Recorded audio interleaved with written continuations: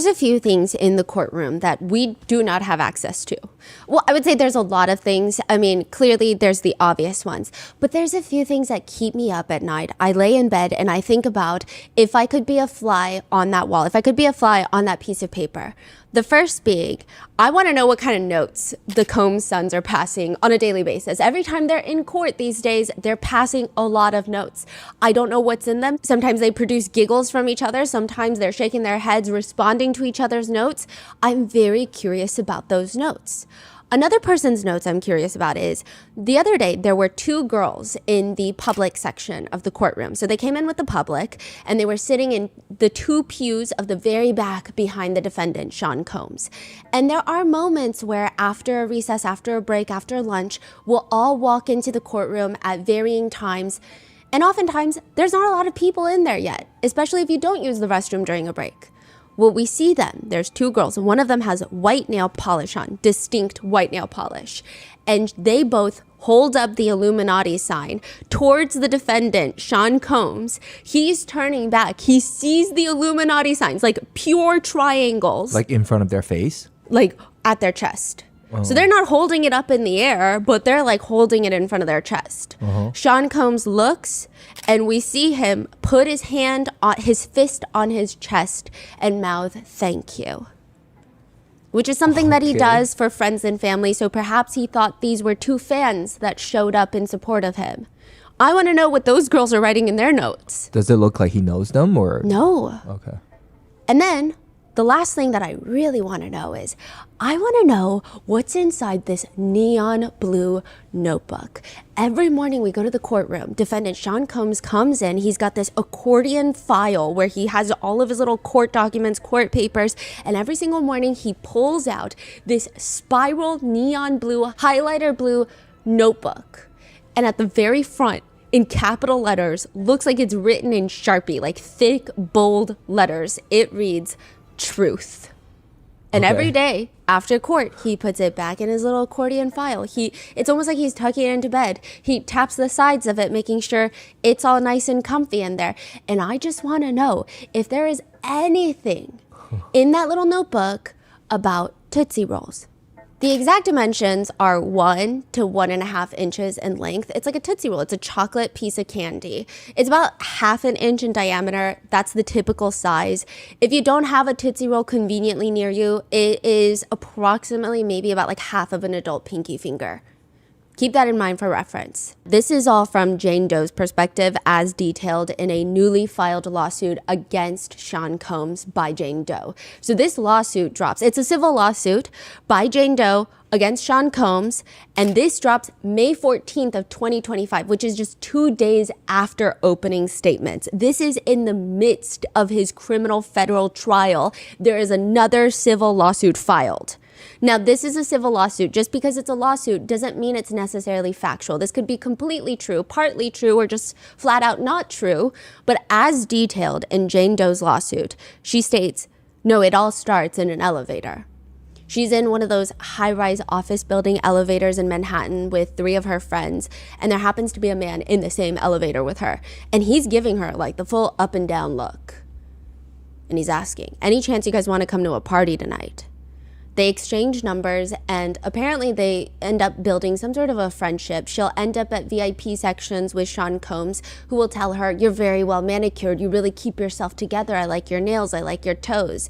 Now, in the lawsuit, she details a few odd experiences that she has, like being in a black SUV with a bunch of his bodyguards, like more bodyguards than there are people that they're protecting. And Sean Combs would allegedly try to kiss her. She didn't really like it, but every time he would do stuff like this, afterwards, when she clearly signaled that she did not want this, he would overload her with niceness, and she would feel like, okay, maybe that I was thinking too deep into it, and then she would agree to meet up with him once more. Until the very last time she sees Sean Combs. Now, this is at a party. Sean Combs allegedly starts smoking marijuana, blowing the smoke back into Jane Doe's face, as well as her friend's face. And after about 40 minutes, Jane's friend keeps asking her, "Do you feel weird? Because I feel weird." Jane says, I do notice that my legs and arms are really weak, in the sense of like when I'm trying to walk down the stairs, I need to hold onto the banister. And so both Jane and her friend are talking to each other that neither of them have ever felt like this. They're like, this is really bizarre. I mean, I get that maybe we're tired, but this isn't even just that. Because Jane feels so weird, they end up leaving the entire party with Sean Combs, and Jane states that she's just asking him, can you please take me home? I don't feel good right now. He keeps trying to detour back to his Upper East Side apartment. He's like, I just need to grab something. I need to stop by there first. Eventually, when the car is parked, he gets out, grabs Jane by the hand, and she details in her lawsuit, he says, come with me real quick.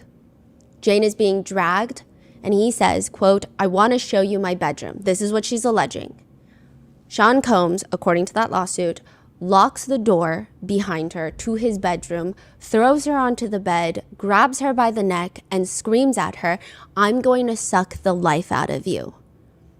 The lawsuit reads, quote, defendant Combs released plaintiff Jane Doe's neck and then held her arm down while using his other hand to swiftly unbuckle his belt and pants before pulling out his bare-skinned private parts, which appeared to be the length and girth of a large Tootsie Roll.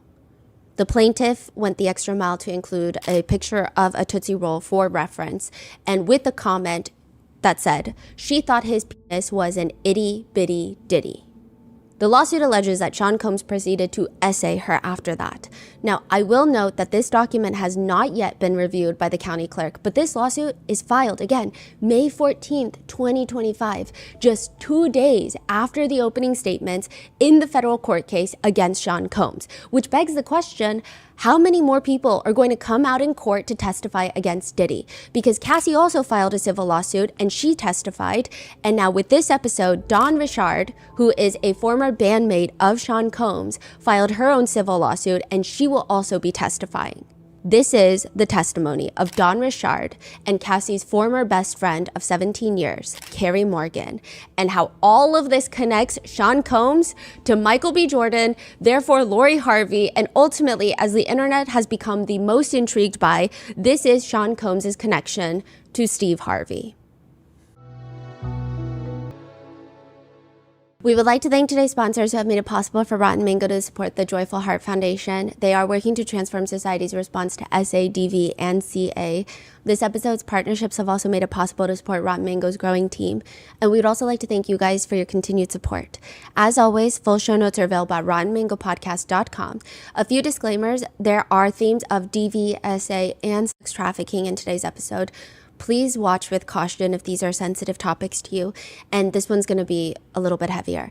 Many of the quotes and statements included have been shortened and condensed and or combined for brevity. Now, there are a lot of parts where I'm going to be reading like directly off the transcript, but I want to convey to you the exact, or at least try to convey to you, do my best to convey to you the tone and the delivery in which the transcript and these words were said in the courtroom. So my researchers and I have been in the courtroom pretty much every single day. Like at least one of us has been in there every single day since the trial has started, if not two of us.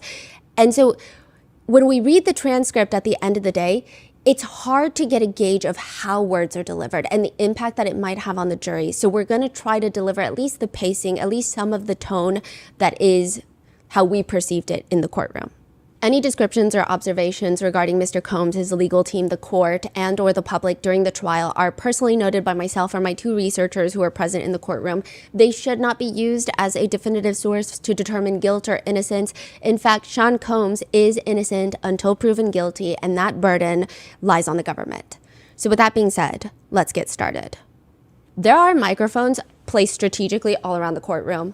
The design is to capture spoken words, all spoken words during the proceedings. There are microphones mounted on the ceilings, even where there are places where people aren't really supposed to talk, like the pews. Nobody in the gallery is really supposed to be saying anything. Only the front of the room, you're supposed to talk, but there's microphones everywhere. There's directional microphones on the desks of the defense, the prosecutors, the court staff. A few microphones are placed strategically on the exact defense table that Sean Combs is sitting on. And sometimes when the microphone is placed and pointed towards Sean Combs, and let's say Brian Steele, who's on the left of him, Combs will literally grab the mic and point it directly at the ceiling. So it's like a long, thin, moldable black wire with a little mic at the top. and he will point it so that it's erect and straight up towards the ceiling. And he's pretty intentional about it. So it's nowhere near his mouth, and the court stenographer will not be graced with hearing his little whispers in court. When you say there's microphone in the ceiling, what does that look like? They look kind of like smoke detectors. But they're microphone. Yeah. How did you find out they're microphone? Oh, yeah. I eavesdrop a lot in court. I think a lot of people do. So it was mentioned by people who work in the courtroom. Okay. Yeah. So, like, who's listening to the voice? The court reporter, the stenographer, has these like headphones that amplify all the spoken words from all of the multi-directional microphones inside the courtroom. So the mic is for them to hear only? Yes. Wow. And then they will do the transcript in real time. And then actually, okay, speaking of, in case this is information that might come up later, so as the stenographer is, I guess, doing the transcript in real time, everyone that works in the court, so the defense table, the prosecutors, they have a live feed of all the words that are being spoken. They have a live feed of the transcript. Oh, the transcript. Yes. Got it. Not the thing that you guys are talking about in the back. Okay. But that transcript for the public and the press, you don't get it live. Yeah. Yes. Exactly. Wow. Now, Officer Riz, the man who controls the courtroom, literally my boss for this entire trial, he is it's a very interesting day on Friday. I think anytime it's about to be the weekend, court seems to be in a better mood.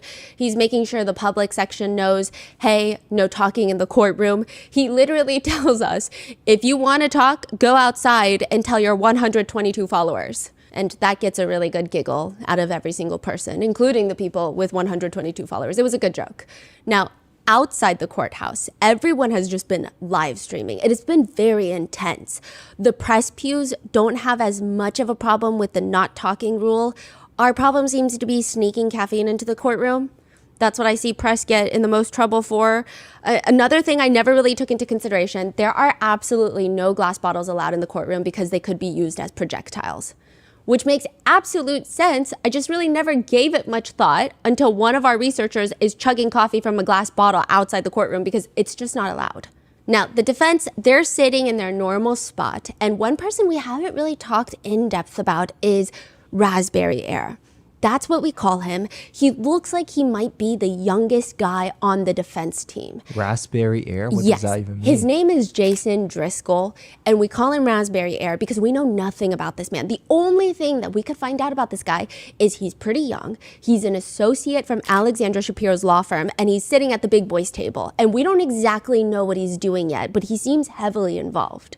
So we don't know if he's like a dark horse that's going to come out swinging. So we have created this whole plot in our heads where he is secretly part of the Driscoll family, the massive berry farmers. So we call him the Raspberry Air. And every day, Raspberry Air is getting a bit more involved and a bit busier and a bit more interactive with Sean Combs. So it's becoming a daily mystery for the RM team of like, okay, what's his role going to be throughout the rest of this trial? Combs walks in, and some days he's even more unassuming. Honestly, he is less impactful every day that he walks in. There have been at least 2 days where the press and the public are seated first. He's escorted into the courtroom, and since the judge is not on the bench, we are allowed to talk. Everybody's chit-chatting. Everybody's like giggling at Officer Riz's jokes. And by the time people look up, Sean Combs is already in his chair, and nobody's even heard him walk in. Nobody even cared. It seems like at this point, everyone just wants to get a general vibe of his energy levels and what color sweater he's wearing. But when he walks in, there's even less presence every single day. Like Officer Riz has more star power than him. So it's been very interesting. And then his family members are also shrinking, right, in size. The pews are starting to get sparse. So the rows reserved for Combs' family and friends, he has 2 rows. So none of his family can sit in the pew directly behind him. It's a safety hazard. They're reserved for government workers only. Safety concern. But the second pew behind him is usually filled with all of his family. Third pew is usually filled with all of his friends, representatives, whoever's on his approved list. So you have these 2 rows that were in the beginning of the trial completely jam-packed. The recent days, you could fully lay down in the pew and rest your head if you so wished. I mean, you can't, but you could if you really wanted to. I do think that all of his kids went back to California for the twins graduating high school as well as prom. Maybe they're still there. The two sons did eventually fly back. It's been a thing, but everybody in that courtroom, it could be because of this. Everybody in that courtroom seems sick. Even Sean Combs is asking his attorney for a tissue. He's like honking his nose throughout the day. Mark Agnifilo will take up crumpled up tissues and Post-its and like do little air basketballs into the wastebasket before the judge comes in. So it seems like people having like in a very light mood. It's a very weird feeling. Some days there's so much tension and it feels so high stakes. And then some days you walk in and the attorneys are doing air balls with tissue paper into the wastebasket and they're giggling and cackling and it's confusing and it's very weird because I think you walk in and you know the subject matter at hand, you know the types of crimes that he's accused of doing, and then everyone is like interactive in like a normal human way, even the prosecutors, and it feels kind of strange. It feels very jolting, I will say. They're doing air basketballs into the wastebasket. He's got impeccable aim, but the court officers, they're looking at him like, sir, please be a serious person. They're like the most serious people. They're the two court officers that escort Sean Combs to the bathroom. I don't think I've seen either one of them really ever smile. Really? Yeah. And it's interesting that the energy seems so light, considering the thing that we've noticed is it appears that when there is someone testifying that is not so closely related to Sean Combs, the defense and the defendant typically are in lighter spirits. If it's like a Homeland Security agent that's testifying, they might not be as tightly wound. But let's say it's Cassie or it's Don Richard, someone that has worked with Sean Combs for decades, somebody that is filing a civil lawsuit against Sean Combs, someone that has very interpersonal relationships with the defendant. Typically, I don't see them this relaxed. But you're saying Don Richard is about to come on? Yes. So why are they so relaxed? We don't know.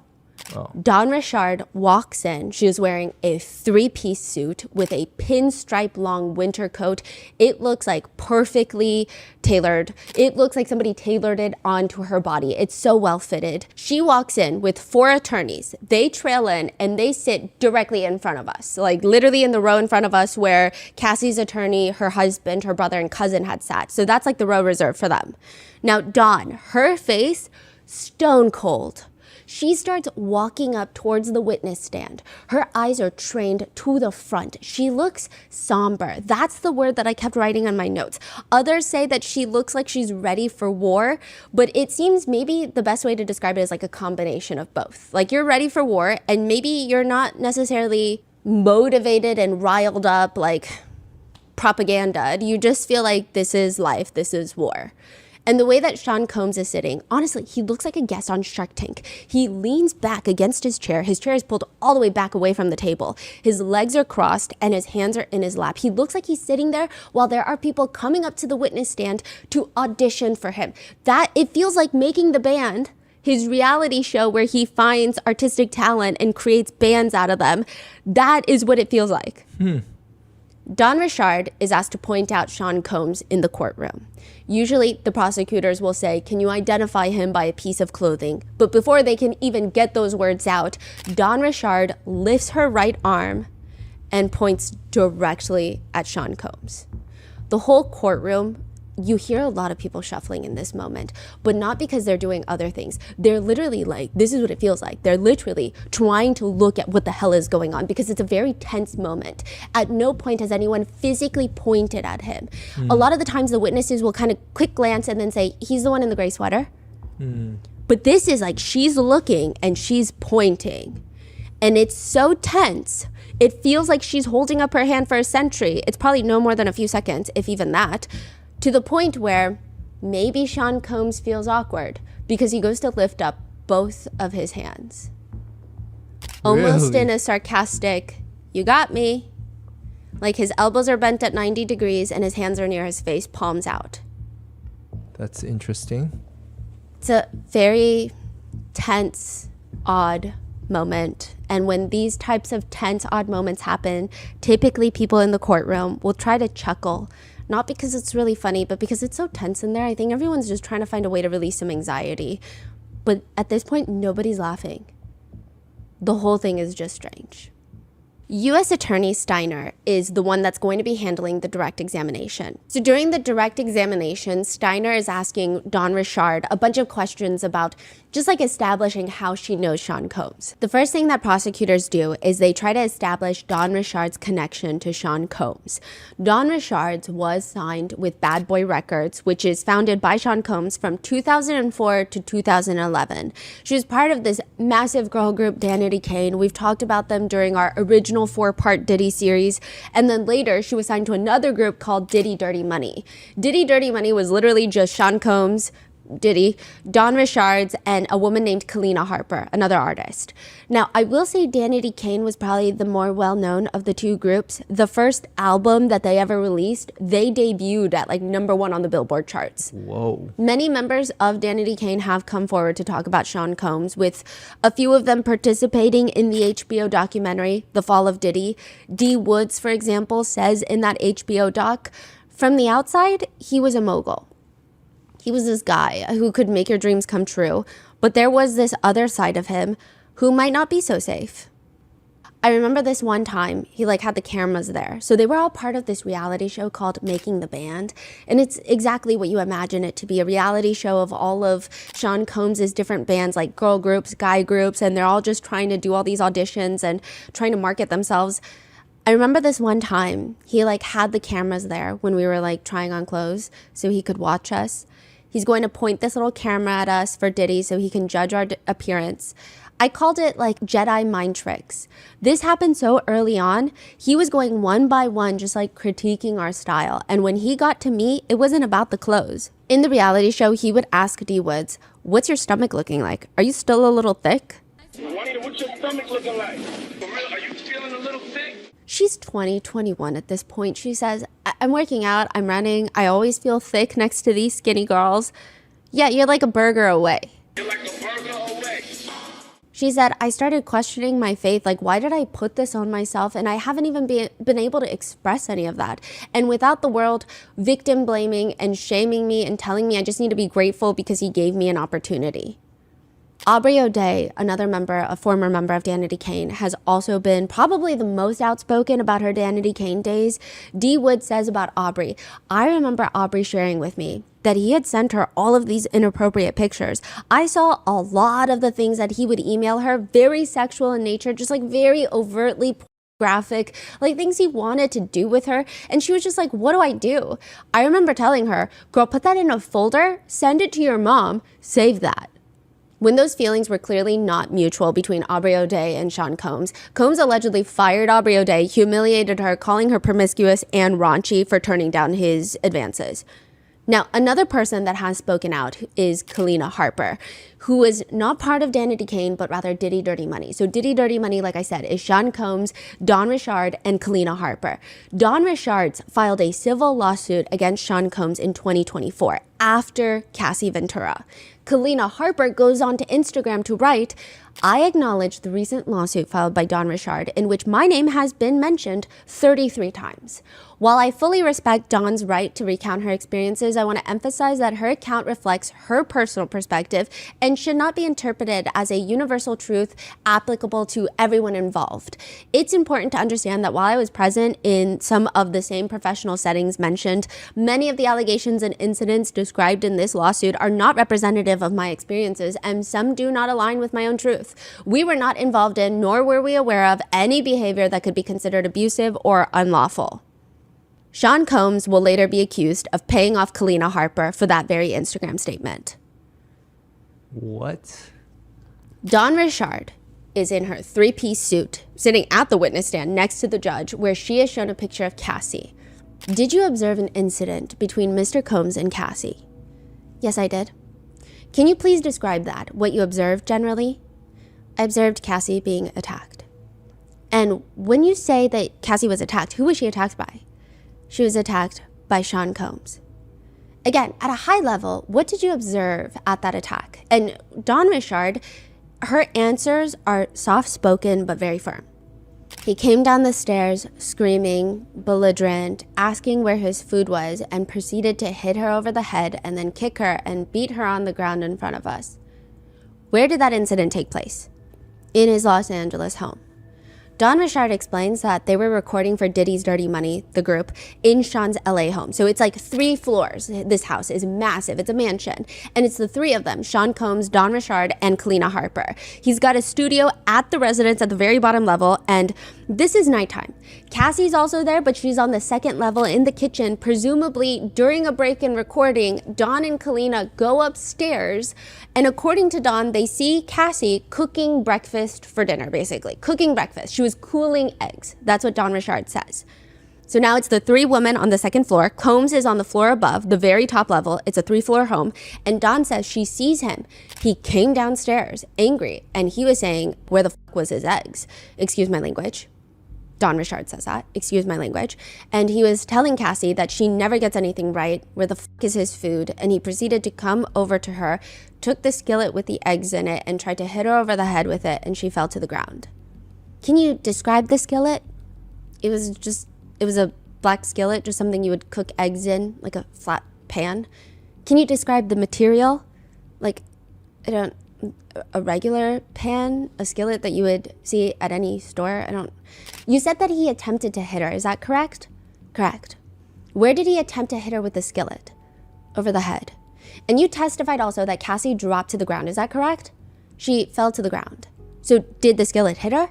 It didn't seem like he hit her fully. It seemed like she was anticipating it by going down. When you said that she dropped to the ground specifically, can you describe what she did? She went into a fetal position. You could see she was literally trying to hide her face or her head. Miss Richard, what happened after Cassie dropped to the ground in the fetal position? He started to punch her and kick her on their body and her head. Then he proceeded to take his arm around her neck and put his hand in her hair and dragged her upstairs to the 1st floor.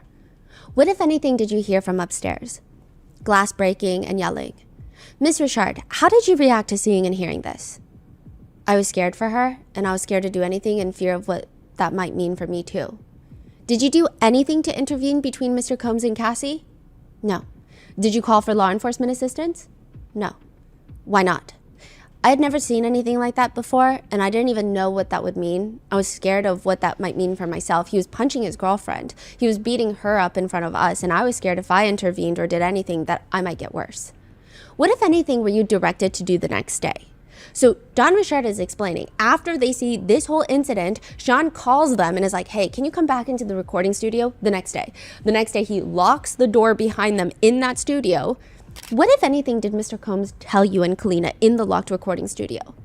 He said that what we saw was a passion and what lovers do in relationships. He said that Cassie was okay and that it would be in our best interest if we didn't say anything. He was trying to take us to the top, and that where he comes from, people go missing if they say things like that. If people talk, they go missing. And then he gave us flowers. So she wasn't the only one being told that story. Kalina Harper. She hasn't said anything. She's basically said, that's not my truth, in maybe less words. Interesting. When Mr. Combs told you that people can end up missing, what did you understand him to be meaning? That people could die? Death? I don't know. It just seemed Cassie. Mr. Agnifilo interrupts. I'm going to object to this entire line, Your Honor, and move to strike it. Prosecutor Steiner is confused. Your Honor, this is the defendant's statements that she is explaining her understanding of.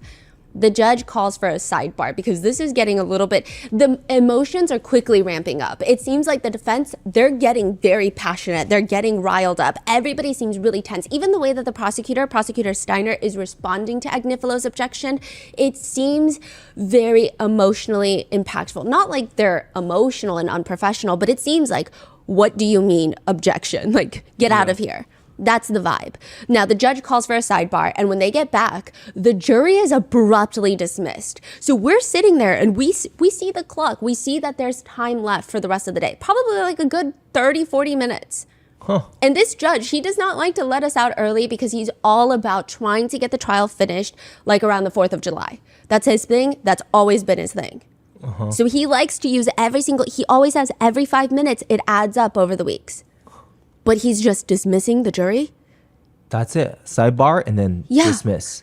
Don Richard was on the stand for like 20 minutes, not even. And there's still time on the clock, so none of this is making any sense right now.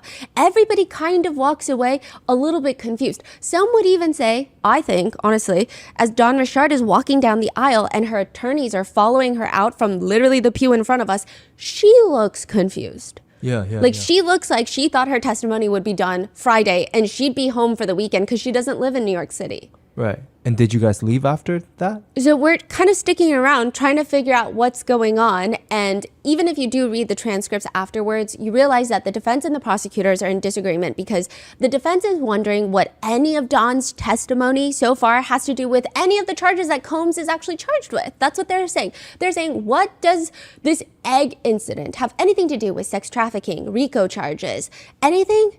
The prosecutors argue, it is a few steps removed, Your Honor, but we allege that the entire course of conduct, the way that count 2 is charged, so count 2 is sex trafficking by force, fraud, or coercion, is that all the abuse created a culture of coercion and a culture of fear. And I think Ms. Ventura testified to that the violence was always in the back of her mind when she was told to do a freak off. The judge is trying to clarify. I mean, I think what you're saying is that anything concerning Mr. Combs and violence is now in the case. No, Your Honor. Why wouldn't it be? Now, he's not asking her as in like it should be. He's asking her to challenge her legal thought. Anything concerning Mr. Combs and Ms. Ventura and abusing Ms. Ventura specifically, who is the victim alleged in count 2. So that's respect with count 2, Your Honor. But Mark Agnifilo argues it's not count 2. It's not sex trafficking. It's domestic violence that you guys are arguing. It's not sex trafficking. It's not one of the charged offenses. It's too far. It's just too far removed. What the government is trying to say is anytime Mr. Combs does anything somewhat violent to Cassie Ventura, that anyone who sees it, remote in time, the next day in a different place without Ms. Ventura, they then can therefore add evidence to this trial about how afraid they were. It's unduly prejudicial, and this is wholly irrelevant. The judge is trying to kind of negotiate with both sides. I think the government's argument is that they're saying that the freak-offs were a result of force, fraud, or coercion. So if they can show that Mr. Combs, as to Ms. Ventura, imposed physical violence on her on a routine basis, then a jury can rationally infer that when these sex acts occurred, they also were a result of the same physical violence. So why isn't that an inference that the jury could permissibly draw? And I always find these back and forth between the attorneys so fascinating.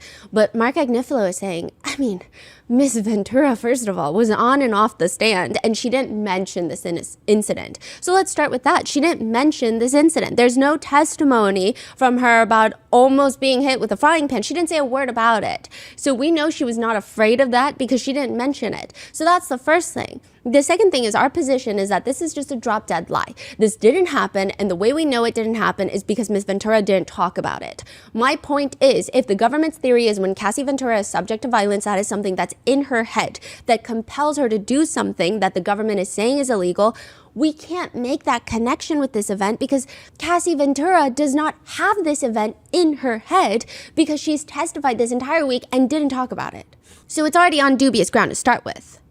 The prosecutors argue it's because there's so much violence in the past 11 years that Cassie does not remember every act and instance of violence. But the judge even mentions that some portions of the testimony from Don Richard's, quote, strikes me as a case built on gossip as opposed to what witnesses actually saw or did or communications that would otherwise be admissible. So he's not saying the egg incident, but other questions that maybe the prosecutors were trying to get admitted into the testimony. He's not saying Don is gossiping. He's just saying certain questions that the government is proposing and the way that they're trying to structure the testimony, he feels is not to his liking in some regard. So with that, Dawn Richard is more or less stuck in New York City for the weekend. She's got to come back Monday morning back to the courthouse. So again, why did they call it off, dismissed it so early? Because there was so much sidebar. This is the whole argument that they were having. So they don't want to continue. They want to think about it, or no? If they were to have this whole argument and then go back to the testimony, it would have been time for the jurors to go home. So the jurors would have just sat around during a massive sidebar. Oh, they dismissed everyone and they continue this discussion. Yes. Okay. And this is in open court, a lot of it. So you're just sitting and everyone's gone. The jurors are gone. The witness is gone, and you're just listening to them argue. Okay. Yeah. Now, Monday morning, Dawn Richard walks back in. She's in another perfectly tailored outfit. And this time, Sean Combs barely gives her the time of the day. He doesn't even really look up at her or watch her as she makes her way to the witness stand. He's either taking notes or whispering with his attorneys. He seems extra confident. So that's Friday. This is Monday. He seems even more confident. Now, I will say, I feel like him not even giving Dawn Richard a glance while she's walking to the witness stand is intentional. It just feels intentional. It feels, it just feels like something someone would do. And he's been staring down. Like you said, when Cassie walked in, he's like trailing her, right? Yes, but even on the last day of cross-examination, I recall he was not watching her each time. Watching who? Cassie. Because it's almost like a, I really don't care about you type of feeling is the feeling it gives, because most people are watching Dawn as she's walking. Yeah. Huh. He seems very confident. The cross-examination is going to happen soon. So is that why? Once everybody is seated, he's leaned back up against his chair again. His shoulders are slightly up. His head is cocked to the side. And he will go from either staring at Dawn while she's talking to jotting down notes. Brian Steele is on the left side of him. He looks super stressed. And they are back to like leaned in super close. I feel like in the beginning they were leaned in close, then they were separated. And now they're sitting so close. If they both look at each other too quickly, I feel like they might exchange a kiss. Like that's how close they are. Dawn tells the jurors, just to refresh their memory, after she saw Cassie get abused by Combs over eggs, he invited her and Kalina Harper over the next day and told them that, quote, that the relationship that he had, that was an incident of passion and Cassie was okay, and that if we say anything, we could go missing. When Mr. Combs told you that you could go missing, what did you understand him to mean? That we could die. Miss Richard, how did you react when Mr. Combs threatened you in this manner? I didn't react at all. I was shocked, but also scared because it was our first time really getting started to record, and that was my first time really being in a group with everybody, and I couldn't believe that this would be the beginning of a journey for us. After the incident in Mr. Combs' LA residence, were there other occasions where you observed acts of violence between Mr. Combs and Miss Ventura? Yes. How frequently did you observe Mr. Combs being violent with Miss Ventura? Frequently. Can you please describe for the jury what you observed generally? He would punch her, choke her, drag her, slap her in the mouth. I saw him kick her, punch her in the stomach. And generally, based on your observations, what would prompt these acts of violence? It varied. It could be Cass speaking up for herself. It could be random, like we didn't even know where it came from. It could be she wanted to perform or she had an opinion about something. It just varied. At this point, Combs is taking notes, and we wrote down, he looks like he's taking as many notes as the press. But so are the jurors. They're a lot more captivated by Dawn Richard's on Monday than they were on Friday. Maybe because the testimony was so abruptly ended on Friday. It felt like something's about to happen. So they're all scribbling down notes when she's describing the violence. Many of the jurors, they start taking notes down at the same time. And when you state that it happens sometimes when Miss Ventura would speak up for herself, can you describe what you mean by that? Cass is like quiet. She would be quiet. She had a quiet demeanor. She was soft.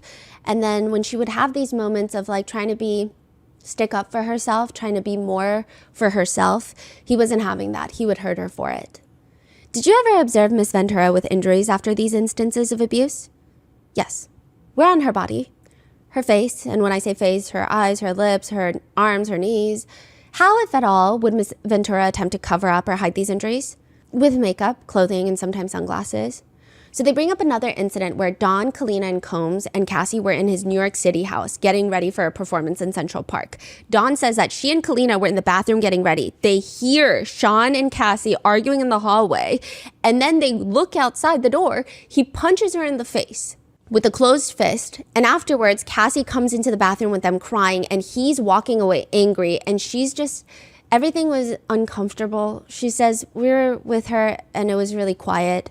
You could see her upset, like she was just hurt and she was embarrassed, which the jurors are told to disregard the last sentence because Dawn Richards cannot tell us how Cassie felt. But she did observe her eye swelling, and she just Cassie started doing her makeup to try and hide it. She wore sunglasses that day. Dawn says, so did she for, quote, solidarity. And at this point, Sean Combs is shaking his head. There are a lot of points during witness testimonies where he shakes his head or he'll look, not with people like Dawn Richard, but more so maybe like his former PA's personal assistants. He'll kind of look at them like, now where are you making up this story? That's the vibe he gives when he looks like, I've never heard this before. Can you believe it? But with this one, it's like shaking his head. How could you tell a lie like that? It's that feeling. And clearly, he probably wants the jury to see that.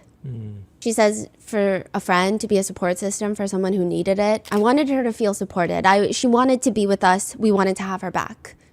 In another instance, Dawn says that they were in a Mercedes Sprinter going back home. Cassie and Combs are arguing. He had just punched her in the stomach in front of all of these people in public. And she was telling him that she was embarrassed in the car. Like on the way home, she's like, that was very embarrassing that you hit me in front of all your friends. How did Mr. Combs respond? He grabbed her by the neck and popped her in the mouth. He slapped her in the mouth and told her to shut the fuck up, like an open hand slap to the mouth. At this point, one of the jurors looks up mid taking notes. So he's like writing down probably Mercedes Sprinter, like quote, popped her in the mouth. They peer up at Sean Combs, eyebrows raised, takes a second, looks at his side profile, and then goes back to finish writing up the notes. I guess they were trying to see his reaction. What did Miss Ventura respond after she was hit in the mouth? She looked outside the window and everyone was quiet for the rest of the ride. There's this really sad moment where after all that, the prosecutor asks Dawn, Miss Richard, what if anything would you discuss with Miss Ventura about her music career? And Dawn, you can hear her smiling when she talks. She said, Cass had big dreams. She really objection! Overruled, which means Dawn can continue. She wanted to put out her album and I told her I would write for her. She wanted to do more modeling. She wanted to do well with her career. And I, myself, and Kalina, we encouraged her to do that. We wanted to support her in any way that we could. But she says clearly Combs didn't want it. He didn't like that we knew or we talked to, and oftentimes we'd pay for it. Pay for what? Pay Being for around Cassie. I see. What, if anything, do you recall Mr. Combs telling you? Oh, man. Stay the f*** out of my relationship. You bitches are here to work, not be part of my relationship. You motherfuckers don't know real work. It's always you do this or else something bad will happen to you. It's always like that, a threat that if you didn't stay in line, there was a consequence. It was mean. It was mean. It was mean. She says that even the president of Bad Boy, Harv Pierre, once told her. Harv said it gets dark and lonely. And Mr. Combs used to say this too. It gets dark and lonely if you don't listen. It was very much like, y'all need to listen to him. Y'all don't want to deal with what happens if you don't. At this point, many of the jurors start taking notes. And I think it's so specific and it evokes a strong feeling. It gets dark and lonely if you don't listen. Like, does that mean you're iced out of Hollywood forever? She says clearly she's terrified of him because I had seen and witnessed brutality in a way that I had to believe that if the person that was supposedly in love with Cassie did what he did to her, what would he do to an employee? How did you respond to these threats? My thought was to be as kind as possible. Like, I tried to please. I saw, what if you spoke out? I saw what that looked like. So I would oftentimes approach Mr. Combs like with softness and like, hey, how are you? It was always very much like, if I do this like this, maybe I'll have a better chance than what the other option looks like. Did you continue to try and intervene in Mr. Combs' relationship? No. I made the decision that it would be best for the safety of myself to not interfere, because I don't think she was ready really to do anything. From our perspective in that courtroom, it does seem like Dawn appears to have a harder time testifying to the fact that she didn't help Cassie in certain ways. That's just the listener's perception. It just sounds like maybe she's more traumatized by that than actually witnessing the violence. It just sounds like she's beating herself up about it, is the feeling. She does say, I told her she should leave, but Cass looked torn. Like she would listen, but I could see the fear. And again, Sean Combs shakes his head lightly at that. And at the very end of the direct, she is asked, did you yourself file a civil lawsuit against Mr. Combs? I did. Are you aware of any details of any settlement negotiations with Mr. Combs? No, I'm not. Are you aware of how much money, if at all, has been requested to settle the lawsuit? No, I am not. As a result of your testimony here today, Ms. Richard, are you expecting any compensation? I'm expecting justice. Are you expecting any compensation, Ms. Richard, for your testimony? No. No further questions, Your Honor. At this point, like, is it half a day of Monday already, or it's like super brief? It's pretty brief. Okay. The whole direct was pretty brief. Now, I will say there were a lot of objections during Dawn's testimony that even she, when Nicole Westmoreland from the defense, objects to yet another question, Dawn is just like, okay. Like, she doesn't even, it's so many objections that she's like, okay. Okay, mid-sentence, she's talking. Object, okay.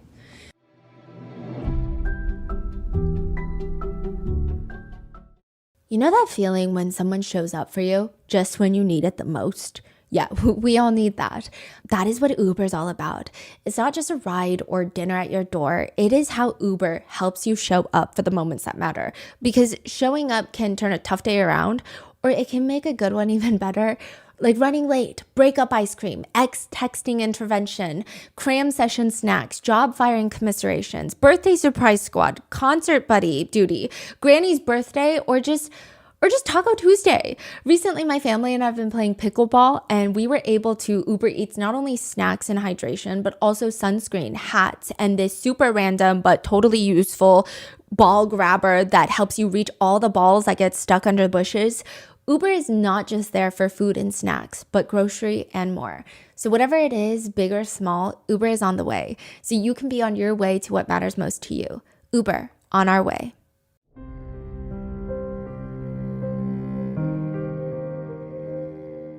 So with that, it is time for the cross-examination. Nicole Westmoreland wasn't even supposed to be the one doing the cross-examination. Mark Agnifilo was the one, but he told the judge Monday morning, I checked with the government on Saturday to see if the government would be okay with the fact that Miss Westmoreland would be doing the cross of the current witness rather than myself, and they said they were fine with that. So I don't know what changed over the weekend that made Nicole Westmoreland take the cross, but Nicole Westmoreland, she worked with Brian Steele on the Young Thug case. She's an attorney from Atlanta. She's very petite. She was one of the last attorneys to be added to the defense team. She wasn't even here for, I think, like the first few days of jury selection, or at least like the beginning portions. That's right. Yeah, because I believe she was still either in Georgia or working on another case. She finally makes it to New York City, and since the trial kicked off, she really has not been that particularly active in the courtroom. I'm sure they're all working crazy after, behind the scenes, but you don't really hear her talk. Even amongst attorneys, it's not like she's this booming voice that's just constantly socializing. And I mean, we haven't really taken that many notes even on her demeanor. Just that she wears really nice Christian Louboutins, she has a Chanel bag, and she looks good every day. She just kind of flies under the radar until she takes that podium on Monday for the cross-examination of Don Richard. Now, I'm going to try to include clips of Nicole Westmoreland during other trials where it has been televised. I don't know if it's maybe the echo in the courtroom. She's got this incredibly low octave, velvety, rich voice, and I can't even do it for you. Good morning, Ms. Richard. My name is Nicole Westmoreland. I represent Mr. Combs, okay? How are you? I'm good. How about you? I'm doing pretty good. Okay, so you do not know when this video, the social media post, you do not know when it was created, correct? I do not. All right. This woman, she sounds incredibly authoritative. The best way that I can describe her aura when she's on that lectern is she sounds like a Southern professor. A cutthroat professor that you admire because she knows what she's talking about. She's probably the best professor in her field, but she's very intense. She doesn't like to play around. She holds herself and all of her students to very high standards. And when she finally does crack a joke with you or give you a compliment on anything, you're going home kicking your feet the entire weekend. You feel special. That is the best way to describe Westmoreland. This is the very first thing that she's been doing, at least public facing, of course, in this trial. I'm sure she's working really hard behind the scenes, but she doesn't seem nervous at all. Some of the other attorneys during their first cross, they seemed a little bit nervous. Even like Brian Steele, before his second cross that we're going to get into in another video, he's like in and out of the courtroom. It seems like he's going to the restroom. He seems like really like got a lot of pent up energy. But not Westmoreland. She's got her hip popped up against the podium. Her body is naturally angled towards the jurors. She looks like she lives on this podium. I need to ask you a few questions, okay? Now, before filing a lawsuit against Mr. Combs, you're aware that your attorney sent a demand letter on your behalf, correct? I'm not aware of what my attorney sent. I'm sorry. Without telling me any conversations between you and your lawyers you hired, civil lawyers, correct? I have civil lawyers. And you understand that the civil lawyers that you hired are litigating on your behalf, correct? Can you give that in a term that I can understand? You hired lawyers to do a job on your behalf. Yes. Thank you. And you do not know who posted it, correct? You cannot say that for a I fact? cannot say who posted. Okay. And in fact, you do not know who filmed the video, correct? I do not. You do not. All right. And you do not know what approximate time that you saw the post, correct? Ms. Richard, now after filing a formal lawsuit against Mr. Combs, you had an interview with the government. Do you remember that? What are you referring to? Like just a conversation with? Can you give me more? I'm sorry. You've had the opportunity to sit down and speak with federal prosecutors, the government, correct? Correct. And you sat down and you spoke with them numerous times, right? A few times.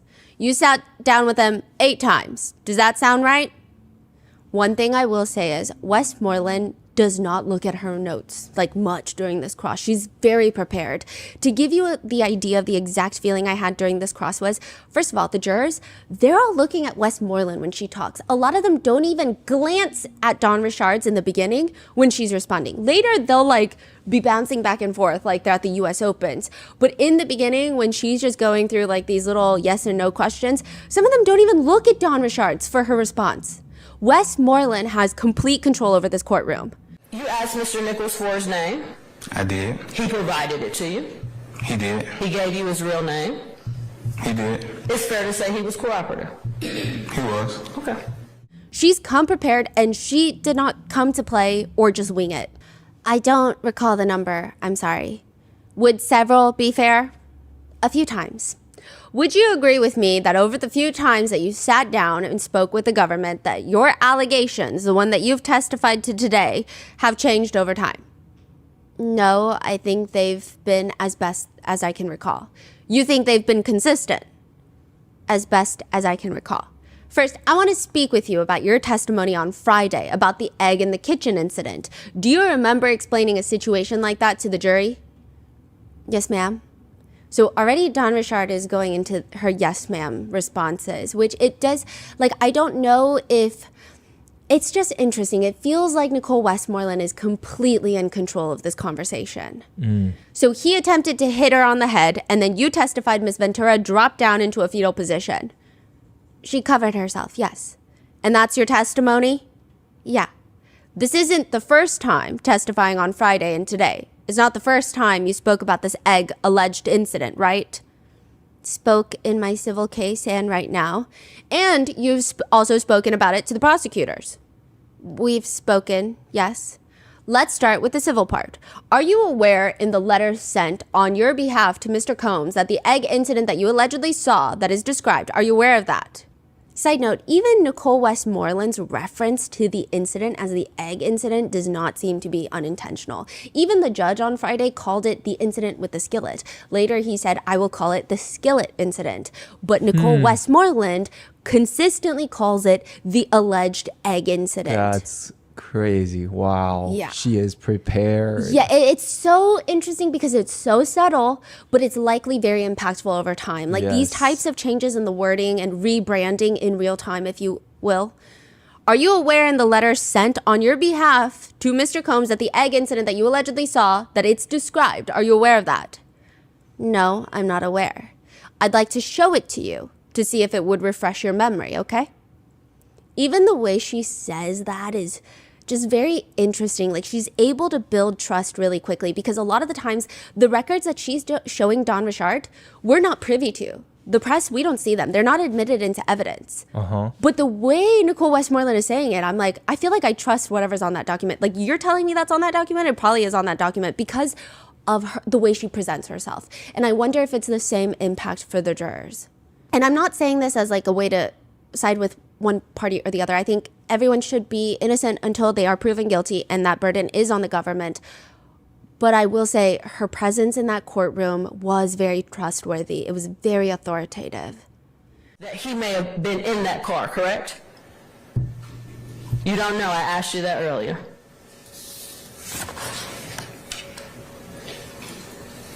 Correct. Okay. She's so confident, so firm, so natural. It just feels like if she told me the sky is pink, maybe I'm naive, maybe I would be a victim of a cult one day. I would be like, the sky is pink. Miss Richard, could you please read that to yourself? And once you're finished, please look up at me. And she sounds like a professor. Like, just please look up at me. Dawn is just following her complete lead. She looks up. Are you done? Yes, ma'am. Did you ever make the statement that you heard a pan hit the wall? You didn't see it? I don't recall. Does looking at the document refresh your memory? I don't recall that though, writing that. Are you aware that that was said on your behalf? Objection, Your Honor. Sustained. Interestingly, in this moment, instead of just asking a new question, Westmoreland goes to rephrase it and even guides the jury on where to go now. So I think this was because I was looking into how to handle a really good cross-examination because I'm not an attorney. I don't have any legal experience. And I was getting confused because certain cross-examinations or even direct testimonies, I'm like, why are the attorneys asking such convoluted questions? They keep bringing us everywhere. And I feel like if I'm confused, probably the jurors are also confused because we're just normal people with no legal background. And they were saying that a lot of the times framing questions, giving timeline is very specific and very important because you don't want the jurors to feel like, wait, what topic are we on now? Nicole Westmoreland is very good. Let's go back.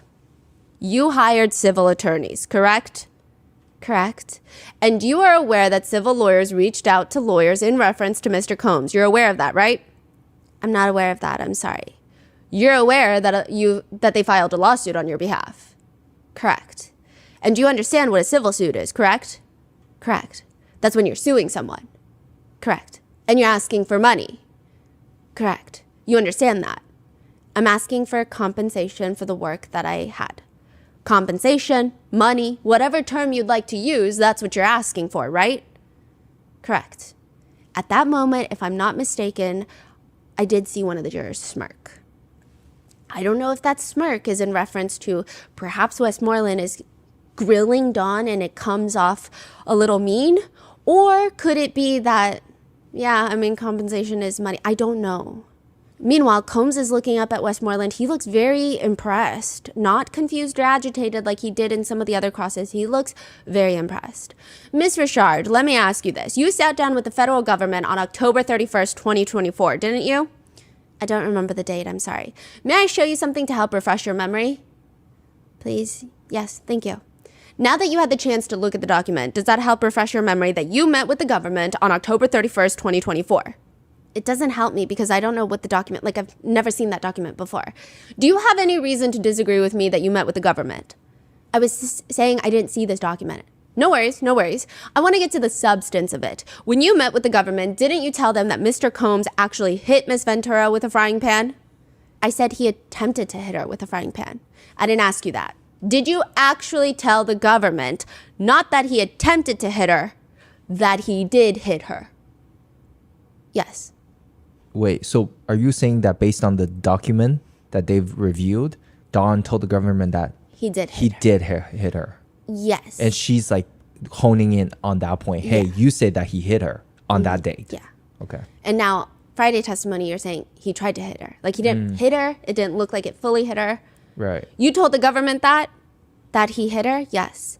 And you agree with me that there's a major difference between attempting to hit someone with a frying pan and actually hitting them. You agree with that? Yes. And you understand that when you were sitting down with the federal prosecutors that it was very important for you to tell the truth. Yes. And at some point, the jurors are like watching this back and forth again, that this is like the US Opens. In the beginning, it's just Nicole Westmoreland. They're only looking at Westmoreland. And now it's like their heads were making me dizzy. And you understand that it was important for you to be as accurate as possible. To the best of my ability, yes. And you know that you need to tell the ladies and gentlemen of this jury the truth. Absolutely. And you would agree with me that there is a difference between hitting someone with a frying pan and throwing a frying pan, correct? Correct. But you gave two different stories, didn't you? I did the best that I could recall. How about you gave another interview? Would you have reason to disagree with me that your next interview was on March 18th, 2025? I wouldn't disagree with you. That sounds right.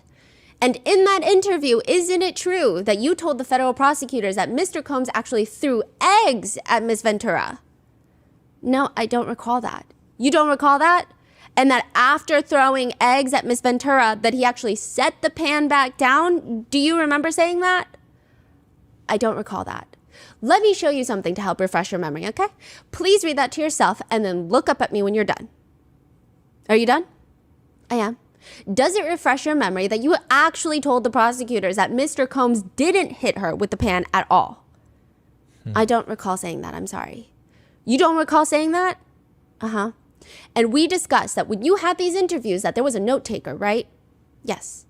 You agree that throwing eggs and then setting the pan down is different than hitting someone with a pan, right? I do. And you agree that hitting someone with a pan is very different from attempting to hit someone with a pan, right? Correct. And you agree that hearing a pan thrown against the wall is different than all three of the other ways, right? Correct. Ms. Richard, let me ask you, would you agree with me that it's been hard for you to keep your story the same in reference to this egg incident? Objection! Overruled. No, I wouldn't agree with that. You would agree that you told multiple different stories, though. No, I would agree that I told it to the best of my recollection, and it was as close as I could give it. To the best of your recollection, you have 4 different recollections on what may have happened that day? No, I don't.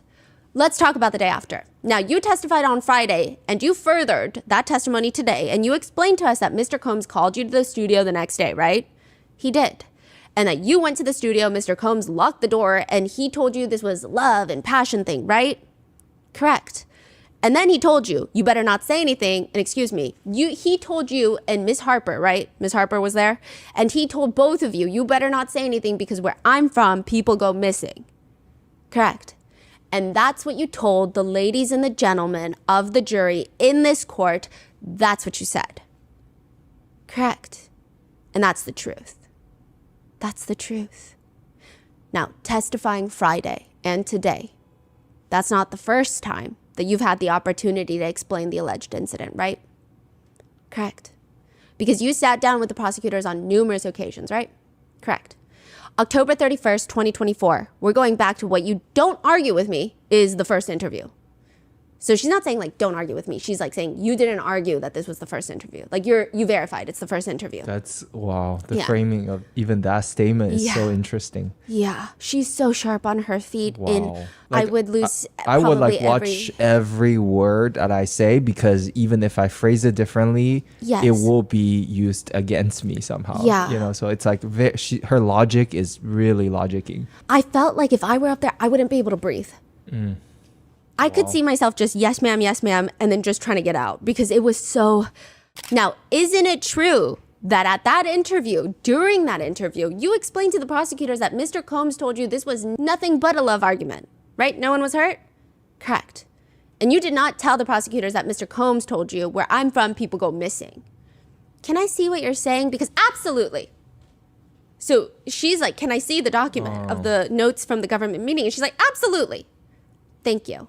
Please read to yourself and look up at me when you're done. That whole line, please. Thank you. You're done? Does that refresh your memory that you did not tell the federal prosecutors that Mr. Combs told you people go missing? I always state what I've stated. So if not, it's not my recollection. That wasn't stated, but that was what happened. Let's go to your interview on March 18th, 2025. That's your next interview.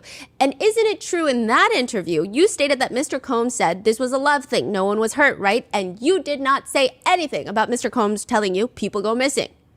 What was the question? You didn't tell prosecutors that on March 18th, 2025. Isn't that true? No, that's not true. I don't recall not saying that. I'm going to show you a document to refresh your memory. I'll ask you one question. You didn't tell the prosecutors on March 18th, 2025, your second interview with that Mr. Combs told you people go missing. I tell my story as I remember it. I think I tell my story as I remember it. Those are not the best words to be used. Regardless of how one feels about Don Richard and about this whole testimony, I think that was generally not the best response. I felt like a lot of people kind of winced in the courtroom because those are words that could be so easily twisted. I tell my story as I remember it. Just the word choice was not optimal. But later Don further clarifies, I spoke as best as I could as I remember it. It was a long time ago. I'm doing my best to understand these questions as best as I can. Let me ask you this. When you were in that room with the federal prosecutors, Mr. Combs was not there, right? No. None of his lawyers were there. I wasn't there. And you felt safe in the room with federal prosecutors? Yes, ma'am. And you know it was important to tell the truth. Yes, right. And you would agree that you alleging Mr. Combs threatened you was something that you would want to tell the United States federal government, right? Yes, ma'am. And although that's what you're saying here in trial, you would agree with me that even in your second interview, you didn't mention that? I mentioned it. Whether or not, I don't know what the notes were taken. I don't know. I can't know what the notes are going to be taken. Sorry. You did another interview on April 17th, 2025. Okay. Do you have a reason to disagree with that date? No. During that interview, you and the United States government, you guys spoke about this incident that you're alleging. You spoke about it again. Do you agree with that? I would have to see the document. No worries. Could you please pull up 3574-012, page 2, first paragraph? Please look up at me when you're done. I'm done. We're on our third interview. Mr. Combs was not there? No, he was not. I wasn't there? No. None of his lawyers were there? No, ma'am. You felt safe in this interview? Yes, ma'am. You didn't tell the federal prosecutors that Mr. Combs told you people go missing. I told them exactly what my recollection of that event was. So your recollection that day was that Mr. Combs didn't threaten you by telling you that people go missing. He threatened me and said people go missing. I understand that's what you're testifying here. I'm asking you. You didn't tell the government that on April 17th, 2025, your third interview, correct? I'm telling you I told them what I remembered. So you just didn't remember the threat. No, I remembered everything I'm telling you now. Ms. Richard, isn't it true that the first time that you mentioned and alleged that Mr. Combs told you people go missing was a week ago on May 10th, 2025? No, ma'am. Would you like me to show you the rest of your interviews to refresh your recollection? I know what I said, ma'am. Now, you said that when Mr. Combs told you people go missing, you took that to be a death threat. Yes, ma'am. That's what you're telling us, right? Yes, ma'am. A death threat that you didn't recall on 7 different occasions? Objection? That's sustained. Let's move on, Ms. Richard. You testified to some other incidents that you allegedly witnessed. Now, you told us about a restaurant, right? And that Ms. Ventura and Mr. Combs were arguing and that he punched her. He hit her. Yes, ma'am. Please tell us who was at this restaurant.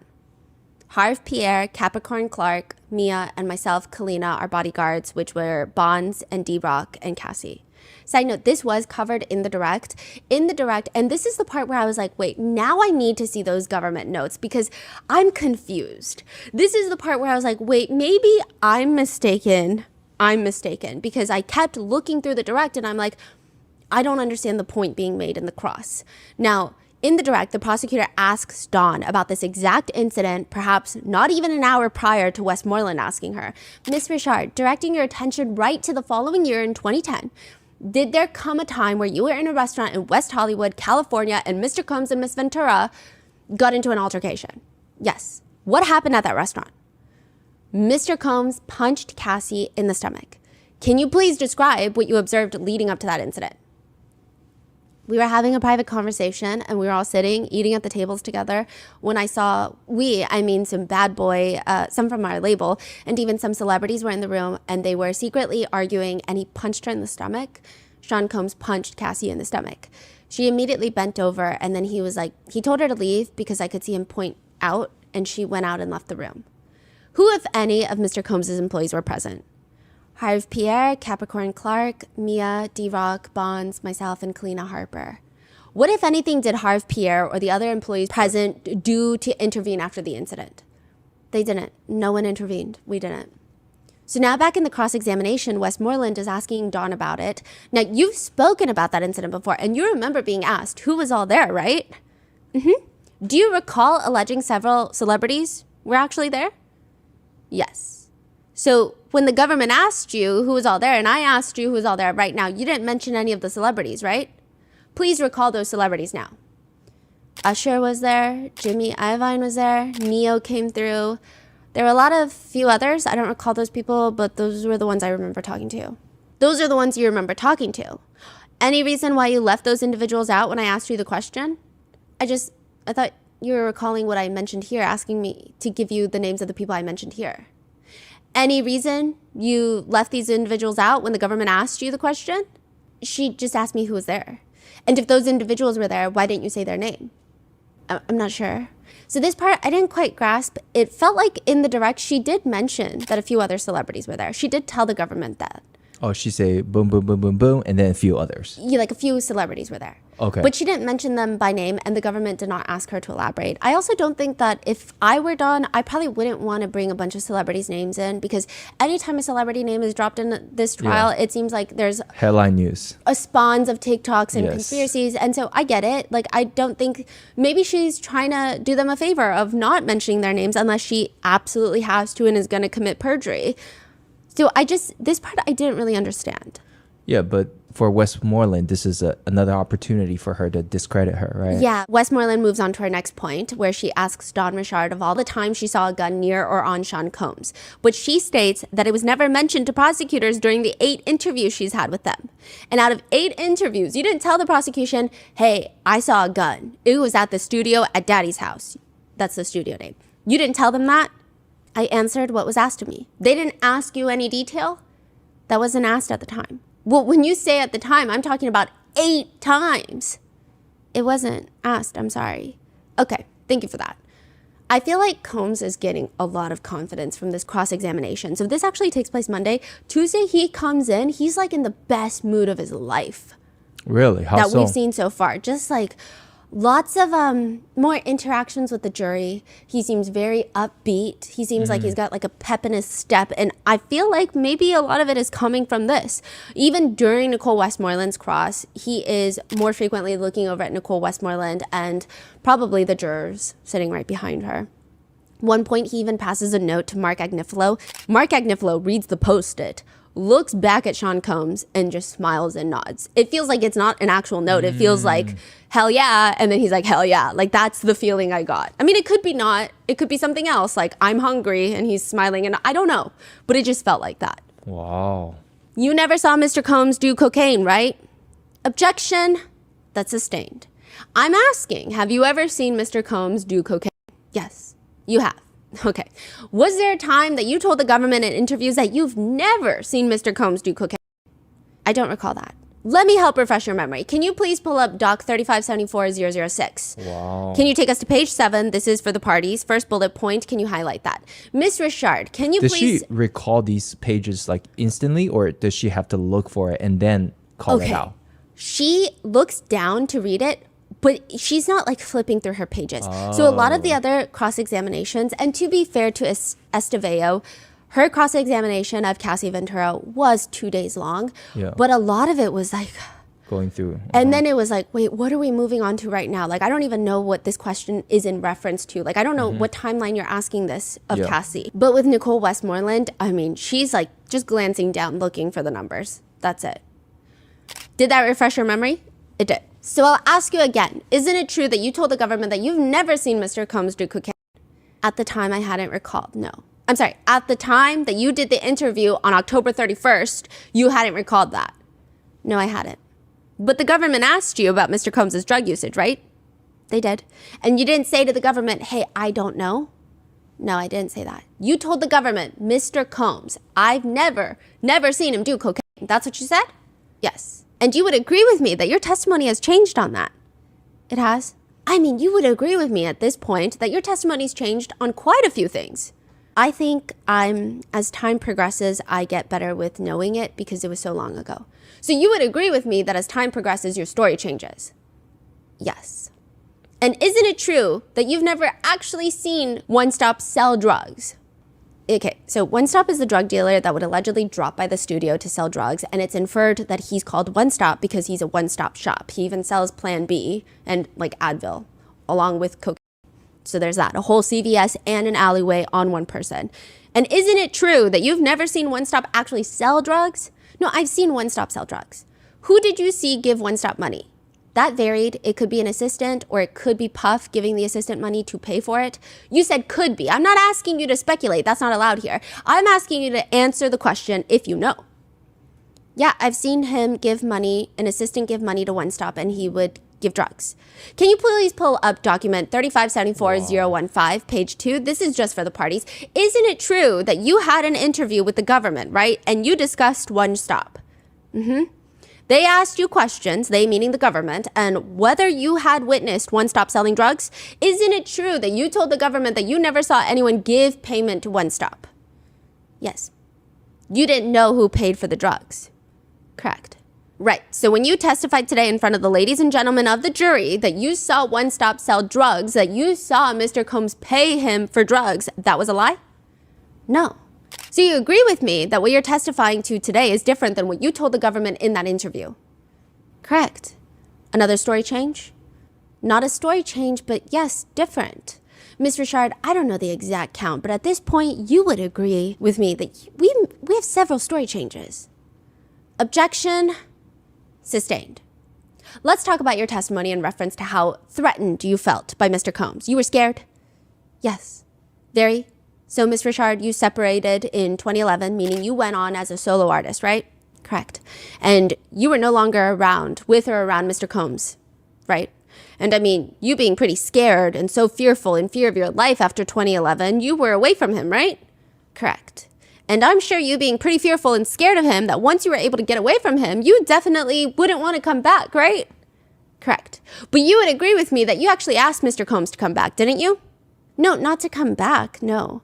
They pull up a text message thread just for the party, so we don't get to see it. Isn't it true that Mr. Combs didn't just reach out to you? You reached out to him? Correct. So you weren't just responding in kind, you were initiating conversation. Dawn tries to bring up the fact that, yes, she did reach out to Sean Combs multiple times after she left in 2011, but it was mainly because she was either trying to get in contact with somebody else, or she mentions that Kalina Harper was going through some things and maybe they wanted to get Diddy Dirty Money back together. So she was doing it more so for Kalina Harper versus like, I want to spend time with this guy. Like that's kind of what it is implied during the testimony. Westmoreland brings up Dawn's solo career and how when she was part of both Danity Kane and Diddy Dirty Money, they're getting platinum for songs. And since she's gone solo, you've released over 100 songs? Correct. And you would agree with me that the songs that you've released haven't reached the levels of success as Dirty Money and Danity Kane. To me, no offense, but you agree with that, right? Correct. And you agree with me that you actually asked Mr. Combs to sign you as a solo artist before I left. So there's this whole debate and back and forth about why would you, if you were so scared for your life, if he had threatened you and said people go missing back where I'm from, then why would you even want to work with him? And it just is like a continuation of this back and forth. And there's a lot of parts in the cross-examination where it just feels like a lot of power play. That's what it feels like. For example, Westmoreland would say, music is your dream? Yes. And you've been trying to succeed at it for a long time. I did succeed at it. In the past? Now. Like it just, like in the moment, I know when I say it, it doesn't seem like a ooh, it doesn't seem like a power play, but I think in that moment there was a level of tension. It was a level of like, there was so much tension in that courtroom during the cross-examination. I think this was probably the most brutal. That's the word that I hear most people say in the hallways. It was just brutal to watch. It was brutal to hear, to witness. In one line of questioning, Westmoreland asks Dawn, you once yourself had fame, right? It just, everything seems like there is an emphasis on Dawn Richard only doing well in her musical career when she was associated with Sean Combs. And there's really just, it just was a lot. By this point in the cross, most of the jurors aren't even taking notes. They're not even looking at Dawn Richard, but at Nicole Westmoreland. At one point, there is a brief sidebar, and I'm watching the jurors, two of them, from our perception. They look at each other, their eyes are wide, and they're like nodding, kind of. It gave the, damn, it could have been something else, but it looked like that to me. Even after the sidebar, Combs, he's not even paying attention. He's just pouring himself a water. It feels like he believes Westmoreland has it down pat already and there's nothing more. Once he's done pouring his water, he's pivoting his entire body towards the jurors, and Westmoreland continues her line of questioning about the lawsuit. And that after Dawn Richard read Cassie Ventura's lawsuit, she then filed her own lawsuit. So Nicole Westmoreland is trying to make it seem like a money grab, like a cash grab. And shortly after Ms. Ventura filed suit, you filed suit yourself, right? And it is your want to get a lot of money from Mr. Combs, correct? No. So you're not filing a lawsuit to get money. I'm filing a lawsuit to get compensated for the work that I've put forth. And you would agree with me that your definition of compensation is money. Yes, correct. I have no further questions. there is this incredibly long sidebar where Don Richards looks incredibly uncomfortable. I mean, the whole thing, everybody's looking uncomfortable. And during this sidebar, okay, so right behind the defendant is a sketch artist on that first pew. And then the second pew is a family friend, because the family, that's usually reserved for the family, but they're not there. So like a lot of the family friends have been sitting in that pew, and he's like looking at the sketch artist trying to do a thumbs up. A court officer was passing by, and so the family friend is peering, trying to look over the sketch artist's shoulder at the sketch. The court officer is walking by, so clearly they see the sketch, and the family friend looks up at the court officer and does like a thumbs up towards the sketch, as in, is the sketch good? And it's just so interesting that the family friend puts emphasis on the sketch. Christian Combs, one of the sons, also had a moment with the sketch artist that we noted at beginning of the trial. And so I just wrote in my notes, does defendant get pissy about sketches? Because some of these sketches have not been favorable to the defendant. So it's just interesting to see. And what did the officer do? The court officer did a thumbs up. And then, so my researcher and I, we fully pivoted our bodies to try and take a look at the sketch. It was not a thumbs up sketch. So I'm not, I think the court officer was just trying to keep everything peaceful. But it's very interesting, this strong level of intrigue coming from the defendant's side about these sketches. This has been very fascinating. For the redirect after the cross-examination, the prosecutor goes back up. And I will say it's the prosecutor, they're not going to be aggressive in any of these, because right now it's the government's case in chief. All of these people are either government witnesses or they're subpoenaed by the government. I do believe when it's the defense case in chief, the prosecutors are going to be a lot more aggressive, grilling a lot of the witnesses when they are in the cross-examination spot. So naturally, the prosecutor is just trying to rehabilitate the testimony and the witnesses' credibility. So during the redirect, she's asking clarifying questions of, why did you now decide to talk about it? Like, what's going on? Why did you try not to think about all of the events? Because that's why Dawn is like, yeah, I'm trying to remember all of these things, but it happened so long ago. And for so long, I just tried to suppress the memory of these. And she says, because it was a hard time. It was a bad time for me and a bad environment for me. Can you describe the process for the jury of trying to recall these events that you've tried to forget for so long? They don't all come back immediately. I have to go back to memories that I don't want to, and it takes time to remember things that have happened during that time that you try to forget. Miss Richard, without speaking about your personal condition, what, if any, memories have you been trying to suppress? The environment was volatile and it was very hard to work, and so I tried to erase those things from my mind. She said that every day it does get easier, but one thing to note is during the redirect, they mentioned that every single time in every meeting with the government, Don Richard has detailed interactions between Sean Combs and Cassie, and they were violent. And there was Cassie being attacked and beaten. That has always been consistent. Now, there is a quick sidebar that's held before Westmoreland does her recross, where she asks the judge, and we don't hear this in court. We only see this on the transcripts after.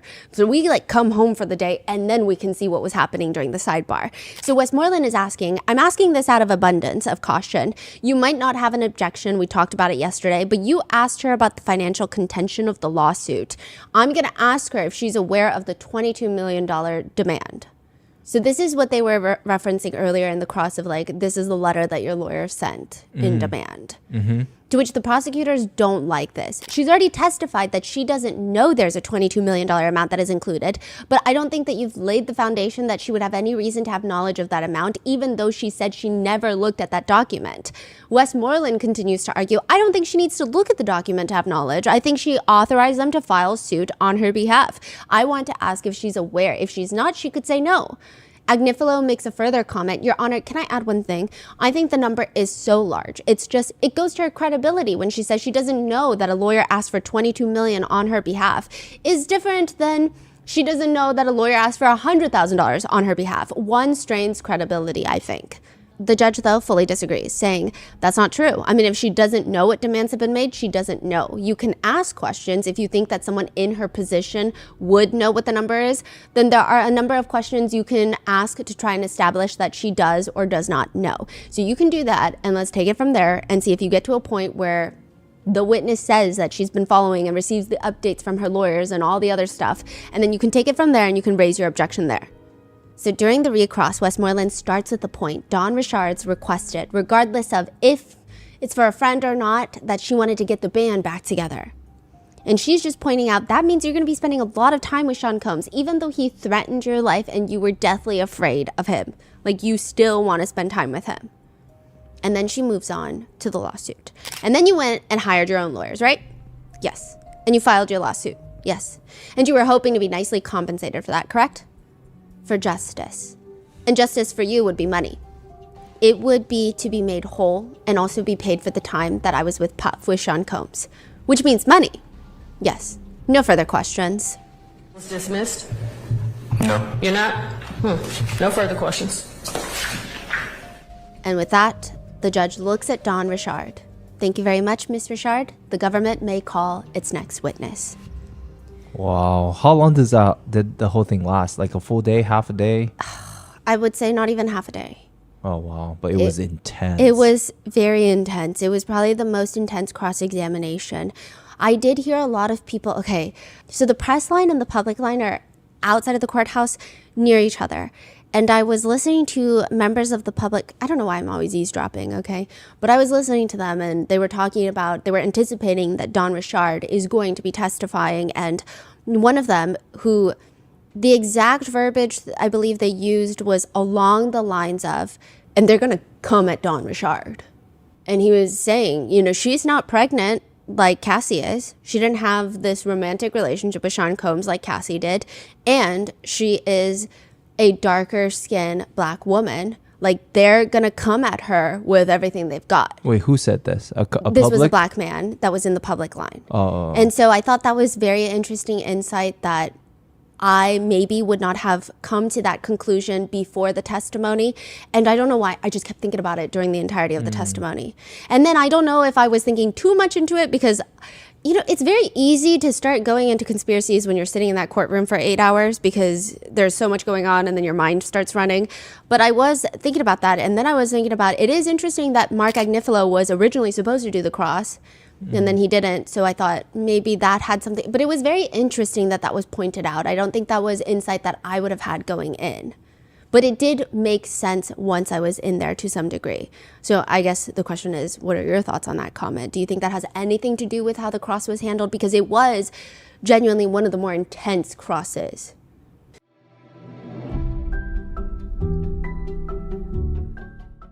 Starting your own business is like embarking on an adventure where you suddenly need to become an expert in everything overnight.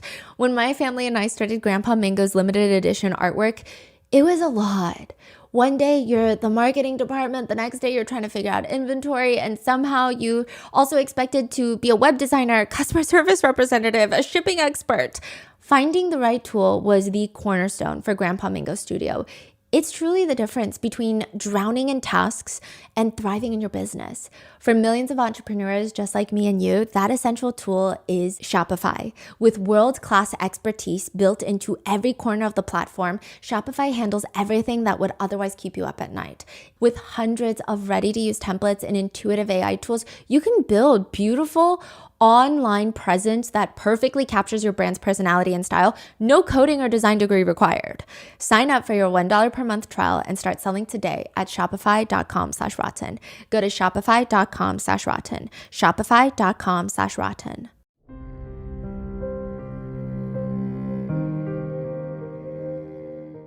I did talk to Dawn Richard's attorney. I spoke with her very briefly. She was actually sitting in front of us in the courtroom, but I was on a Zoom call with her, just asking her about, because I think it's just very interesting to see the human aspect of testifying. I mean, even when she went up there, she pointed at Sean Combs. It's a lot because Dawn Richard is a musical performer. So she is comfortable in front of a lot of people, but this is not her field.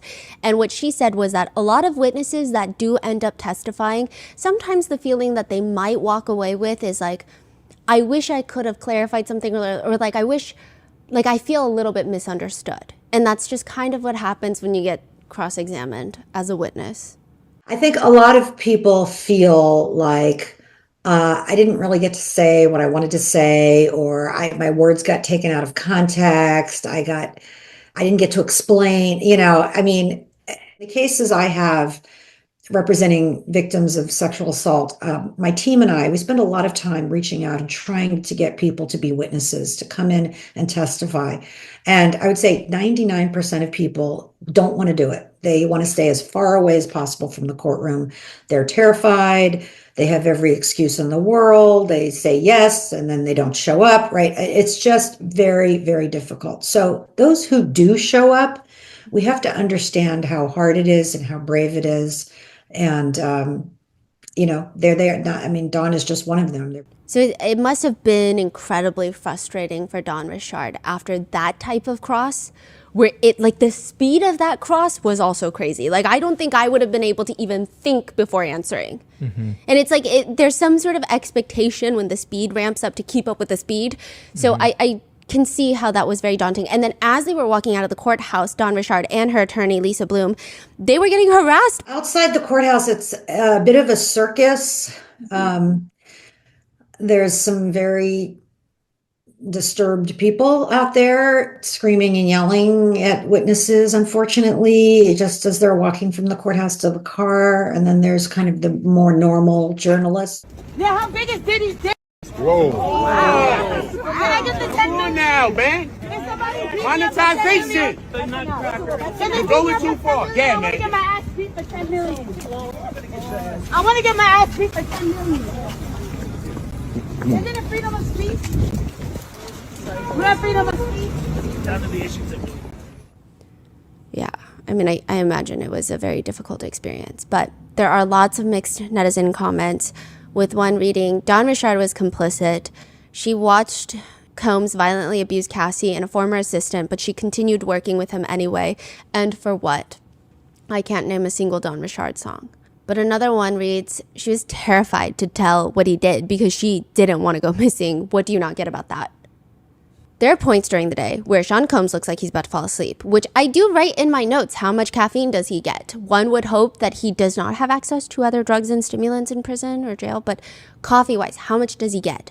I'm looking at the MDC commissary list because I know that the inmates only get coffee on the weekends with their breakfast. But on the commissary list, it lists Colombian coffee. You can only purchase 3 at a time. And then there's another one that says decaffeinated coffee. But then I go on Reddit, and a lot of people report that the coffee in these jails that they sell at the commissary have barely any caffeine.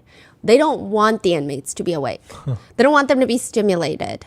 And so I see him, he looks like, to me and to my researchers, he looks like he's kind of falling asleep at certain parts. Now, for this next witness, at least in the beginning, Sean Combs appears to be very invested. Because it is Cassie's former best friend of 17 years, Carrie Morgan. Carrie Morgan was the one that was at Cassie's house when the Intercontinental Hotel incident happened. So when Cassie went home, Carrie Morgan was there. When Carrie Morgan walks in, Combs does stare and follow her with his eyes, which is intriguing because if you remember from Cassie's testimony, there was a text message admitted into evidence where Cassie says, it always goes back to, well, maybe Carrie would have been the better one to go after since I've witnessed more than once you realizing that she is way better fitting for you than I am. Yeah, it's So weird. perhaps he was displaying interest at some point, invested in Carrie Morgan. But when those court doors open, she walks in, he's watching her walk all the way to the witness stand. Prosecutor Foster walks up to the podium, they exchange good mornings, and she's clarifying statements. So they were best friends from 2001 to 2018, and now they don't speak. Their friendship ended in 2018, which is the same year that technically Cassie and Sean Combs also broke up for good. What, if anything, happened to you in 2018? Her boyfriend assaulted me. So Carrie explains that her friendship with Cassie ended because Sean Combs assaulted her, Carrie Morgan. Now, Carrie explains that she was also subpoenaed to testify. She doesn't want to be here. She doesn't want to testify. Like I wrote that in my notes. She literally does not want to be here. What did she say? Just every response is like, she just does not look like, this is the last place she wants to be. She flew in likely from LA with her best friend who was sitting in front of us, and she just doesn't want to be here. I've moved on with my life and away from all these people and their problems. So Carrie met Cassie at a photo shoot. Carrie was 16, Cassie's 15. They hit it off. They end up living together in New York City at one point, doing the back to school circuit. That's how she describes it. So they would do the Target ads, JCPenney ads, like back to school, where they got the backpack with the little notebooks. Oh. They would do that circuit every single year. And she does mention later that Cassie was doing really well as a model. She was making, this is before the Me and You song came out. She was making like some years $250,000 a year. Cassie starts dating Sean Combs. She describes Cassie as, very confident, worked really hard, very successful as a model. And then she starts dating Combs, and the three of them start hanging out more. Prior to it, they didn't really drink or do drugs, but with, I guess, the lifestyle, they start drinking a little bit more. Maybe it's age, maybe it's the lifestyle, maybe it's Sean Combs. They do drugs with Sean. And when you first got to know him, what did you think of him? I thought he was very nice. Extremely generous, also sort of intimidating in a strong presence. And as you got to know him more, how did those views change? You see that he had mood swings. Sometimes he would get aggressive, or he'd just be upset instead of always having fun. What would he do when he was aggressive or upset? What would he do? Sometimes he would just yell at Cassie, or you could feel like he was mad. Carrie's explaining that after they start dating, Cassie lost her confidence big time.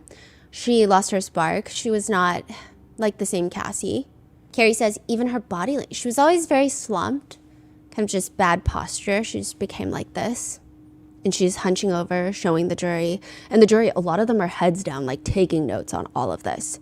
The key points that Carrie Morgan testifies during her direct testimony is when Combs can't get in contact with Cassie, sometimes he would call Carrie. Some days he'd call Carrie 50 times. Some days he'd call her a few times. It really depends. Sometimes he'd send over an employee or have an employee call Carrie. 50 times is actually scary. Yeah, 50 times is like, I expect... She say 50 times? Yeah. Oh, that's actually scary. Yeah. Like alarming. She said 50 times in a row. Yeah, that's, wow. She did notice over the years that Cassie was building a frustration because she's constantly working on this music, but she's getting frustrated that it never gets put out.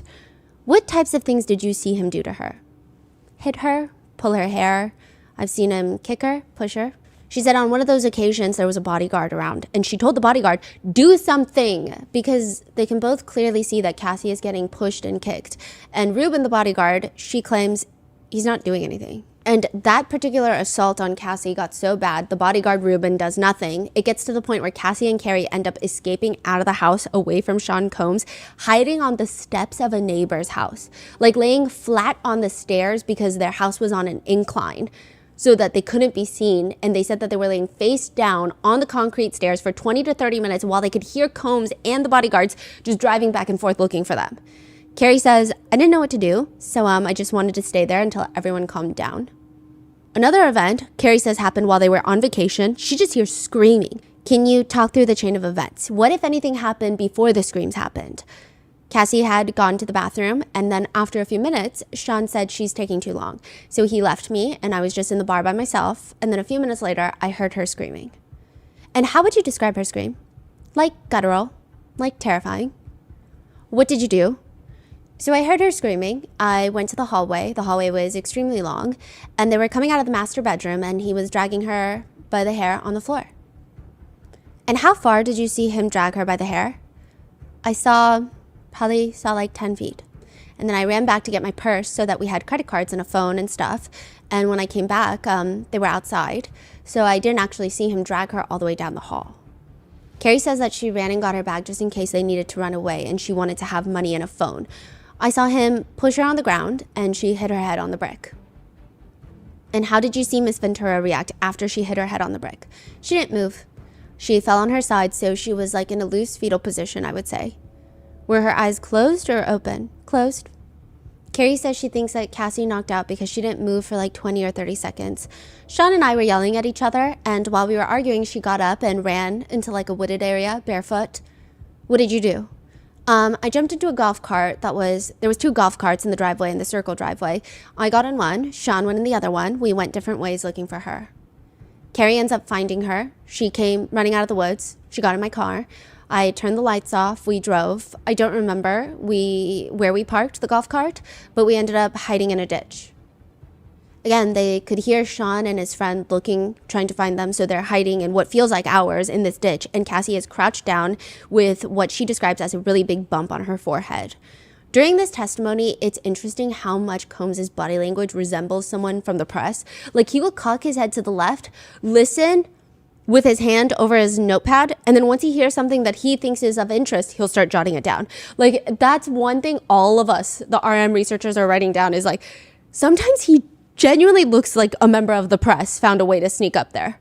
The way he like takes notes, the way he cocks his head to listen to certain testimonies and then starts jotting down notes. Which I know that doesn't mean anything, but it's just, I'm trying to paint the picture, I guess. Yeah. Because even the way that the other attorneys jot notes, I wouldn't necessarily say they look like a member of the press jotting down notes. Sometimes they look more serious, sometimes they look a lot more casual. During those times you saw violence, did you ever see fighting back? Eventually, yeah.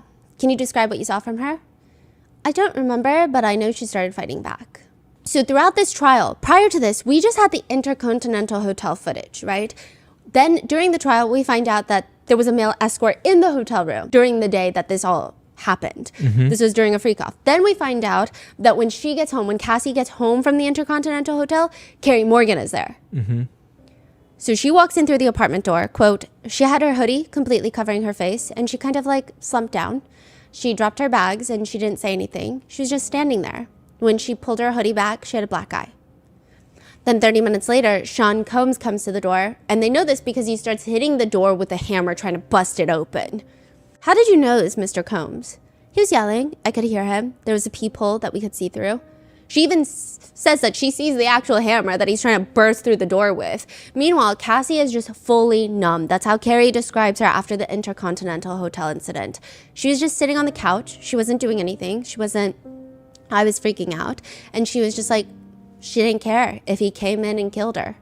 She was just like, Wow. I think other parts of Carrie's testimony that some jurors looked locked in. Other jurors, they looked kind of bored, like they were falling asleep. But at this part, it felt like all of them were taking notes. Carrie doesn't really remember who, but somebody called the police. And the only thing is, they asked Cassie for her ID, and she wouldn't give it to them. She wouldn't tell them her name, and eventually they left. She says the whole relationship was very toxic. I wanted her to do what she wanted to do, but sometimes I would tell her that she could leave. Cassie would tell Carrie, no, I can't, because my job, my car, my apartment, he controls everything. She would lose her entire livelihood. Not only that, Carrie mentions that she was the only friend really in Cassie's life at the time. All of her other friends were all employees of Sean Combs. And the thing that she noticed is every time Cassie talks to them, she's more adamant than before that she's going to stick it out, if you will. She didn't want to leave after spending time with associates of Mr. Combs. She would see some people that you could tell that they were convincing her that it's okay. But the incident that ruins their nearly 2-decade friendship is Carrie and Cassie are in Cassie's house in the Hollywood Hills. They're listening to music. This is in 2018.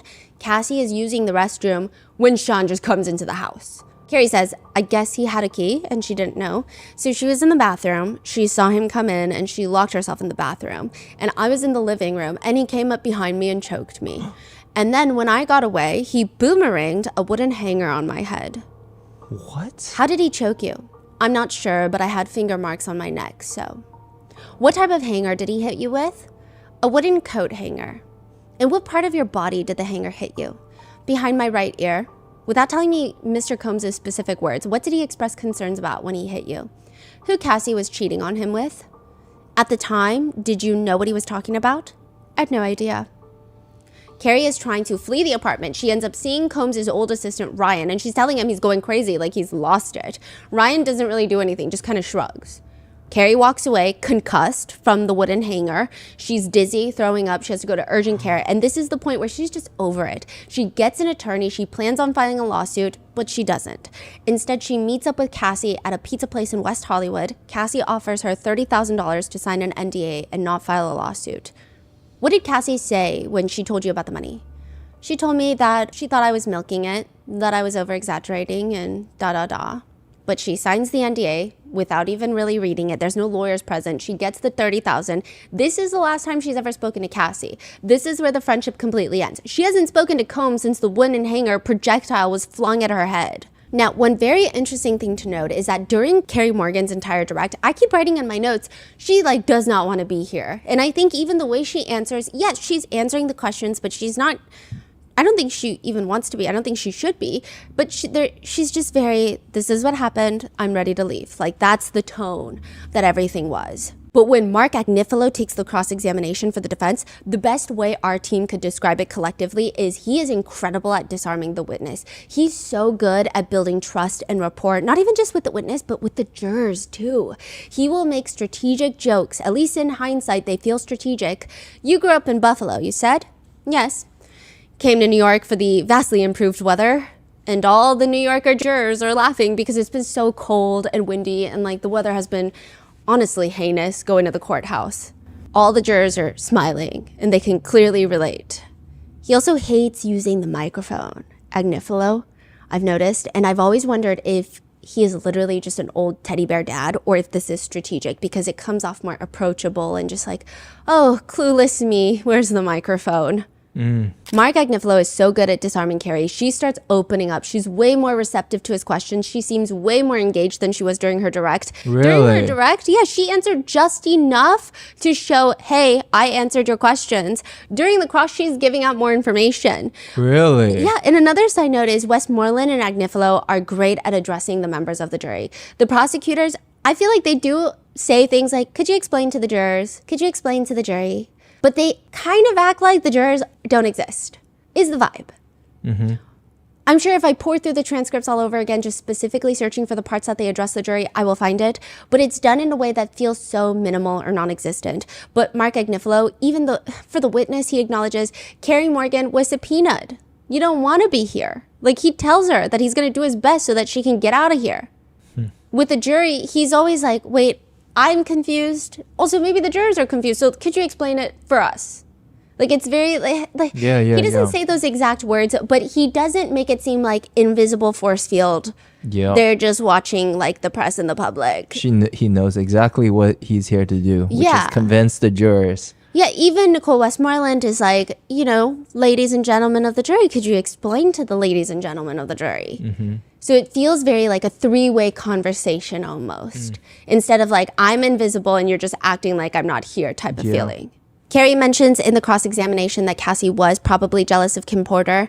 She was jealous because she could never go to the New Year's Eve parties. Also, a bunch of celebrities get name dropped in the cross-examination. In one giant group picture, Keke Palmer is in the picture, so her name comes up. But again, there's no sinister context, just she happens to be in this massive group picture with like a dozen other people. Mark is trying to prove that Combs had helped set Cassie up with other artists for collaborations that were much larger than her, aka trying to help her career. He casually just throws out in the middle of the cross, I think you said Lil Wayne. Carrie Morgan is like, I didn't say that. You didn't? No.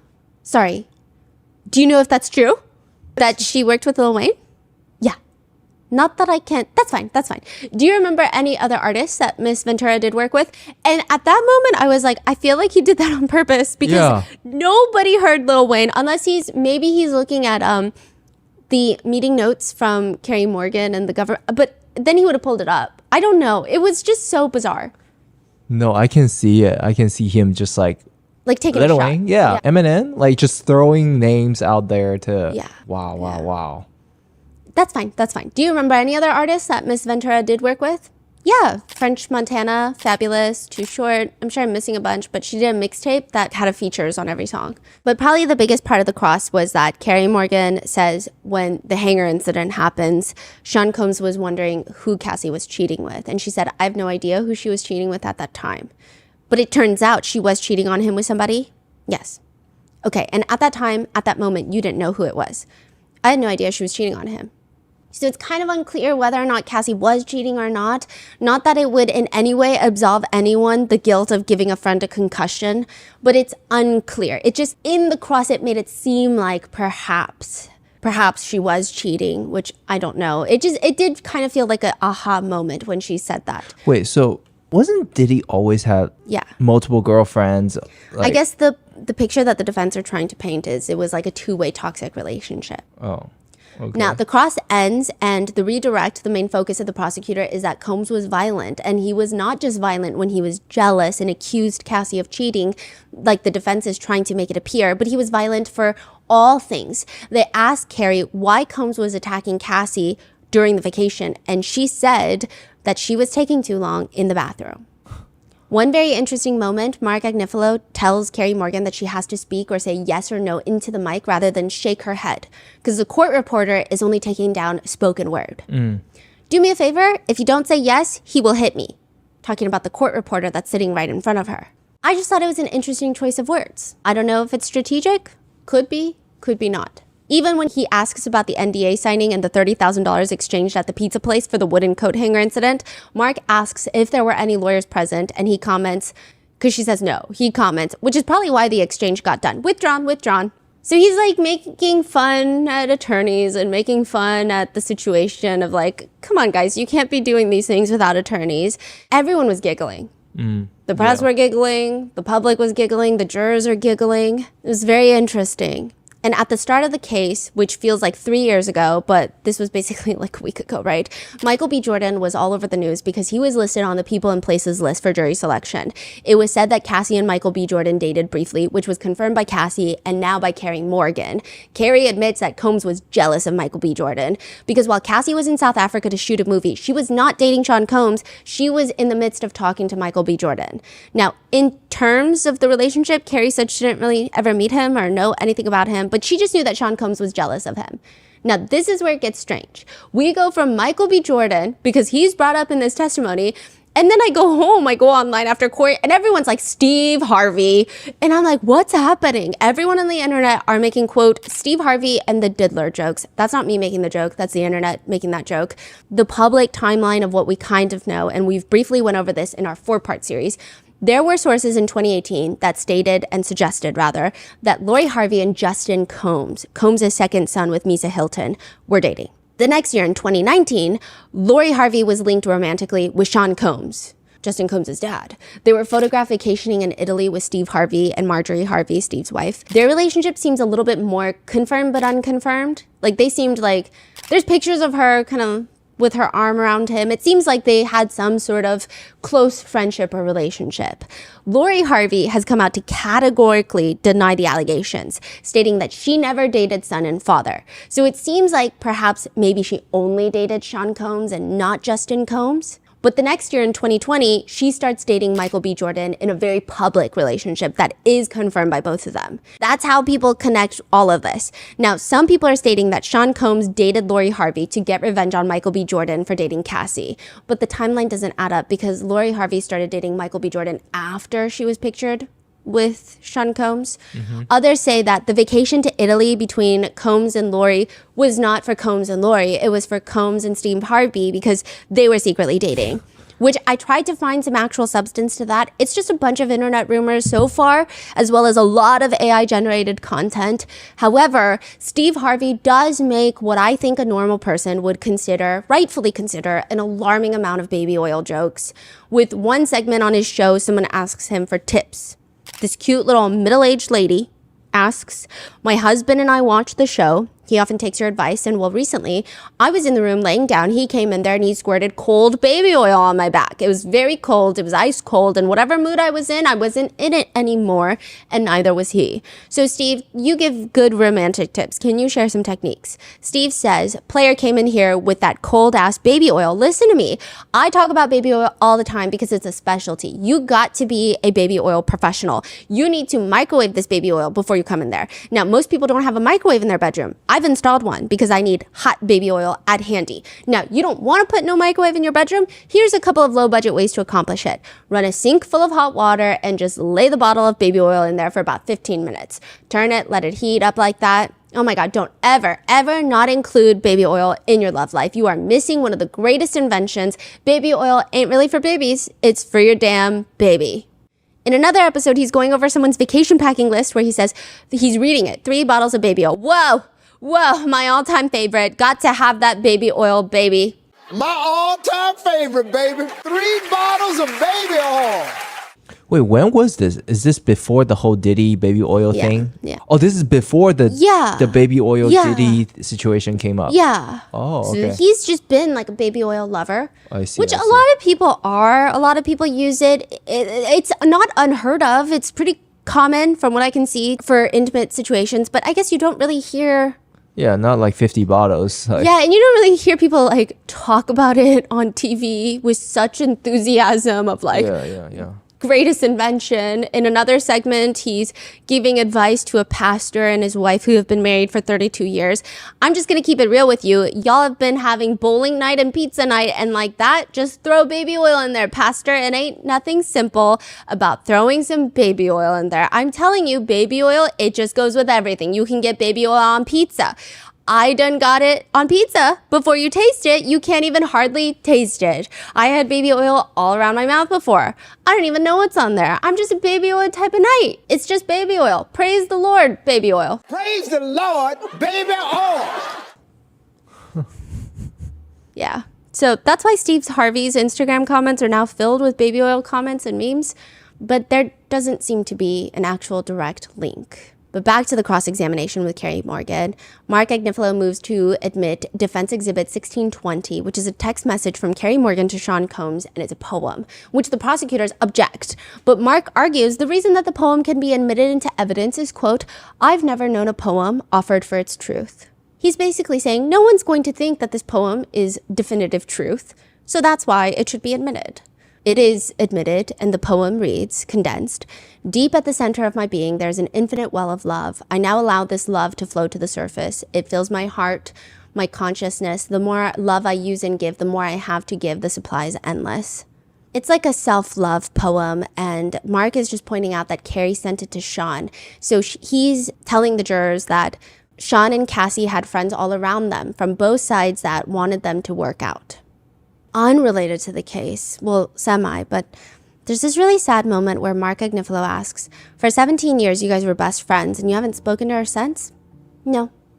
I'm trying to understand this. At the sake of being Captain Obvious, it's May 2025. You have not spoken to Cassie in what, almost 7 years? Yes. In that period of time, she left Sean Combs 6.5 years ago. The reason I stopped speaking to her was because she was not supportive of me after that incident. It all comes back to what you said on Direct. Tell me if I'm right, where she said that you were overreacting about that wooden hanger. Yes. And that ended the 17-year-old friendships, from what I understand. I draw my line at physical abuse. She also has not reached out to me. I don't know why she doesn't reach out to me, so. I'm sure she doesn't have the same phone number anymore, also. And there's this other part where she's asked about if a text message was sent around Cassie's birthday, and she's like, yes. And she lists Cassie's birthday. Like, she still remembers Cassie's birthday to this day. It's just kind of sad. It feels very strange. It's like a very weird feeling. And then when she walks off the stand, she goes to the friend that she came with that's sitting right in front of us.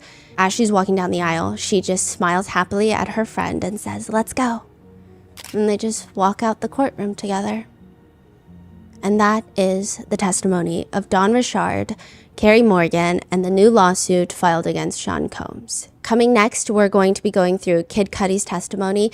I've been trying to save that one because Capricorn Clark is testifying, and she's heavily involved with the Kid Cudi situation of the blowing up of the car, the breaking into the house. So I thought it might be cleaner cut to combine those, as well as potential witness tampering, new hiring of attorneys that has been happening. Also, where is Gina has been a question that has been more or less spoken out in court by attorneys. So that's going to be a whole different, I'm trying to move some of these testimonies around because the government, they call witnesses based on schedules. And then sometimes it's like there will be an HSI agent that's testifying. And then all of a sudden it's someone that's a friend. And it just feels, it would just be like, and then it doesn't, like, it's not coherently coming together. So I'm trying to group them in a way where it's like, here's what the government is trying to prove. These are the witnesses. These are the crosses. So all of that will be coming up, as well as the eye drops that have drugs in them. That's a whole thing. So stay tuned, and I will see you in the next one.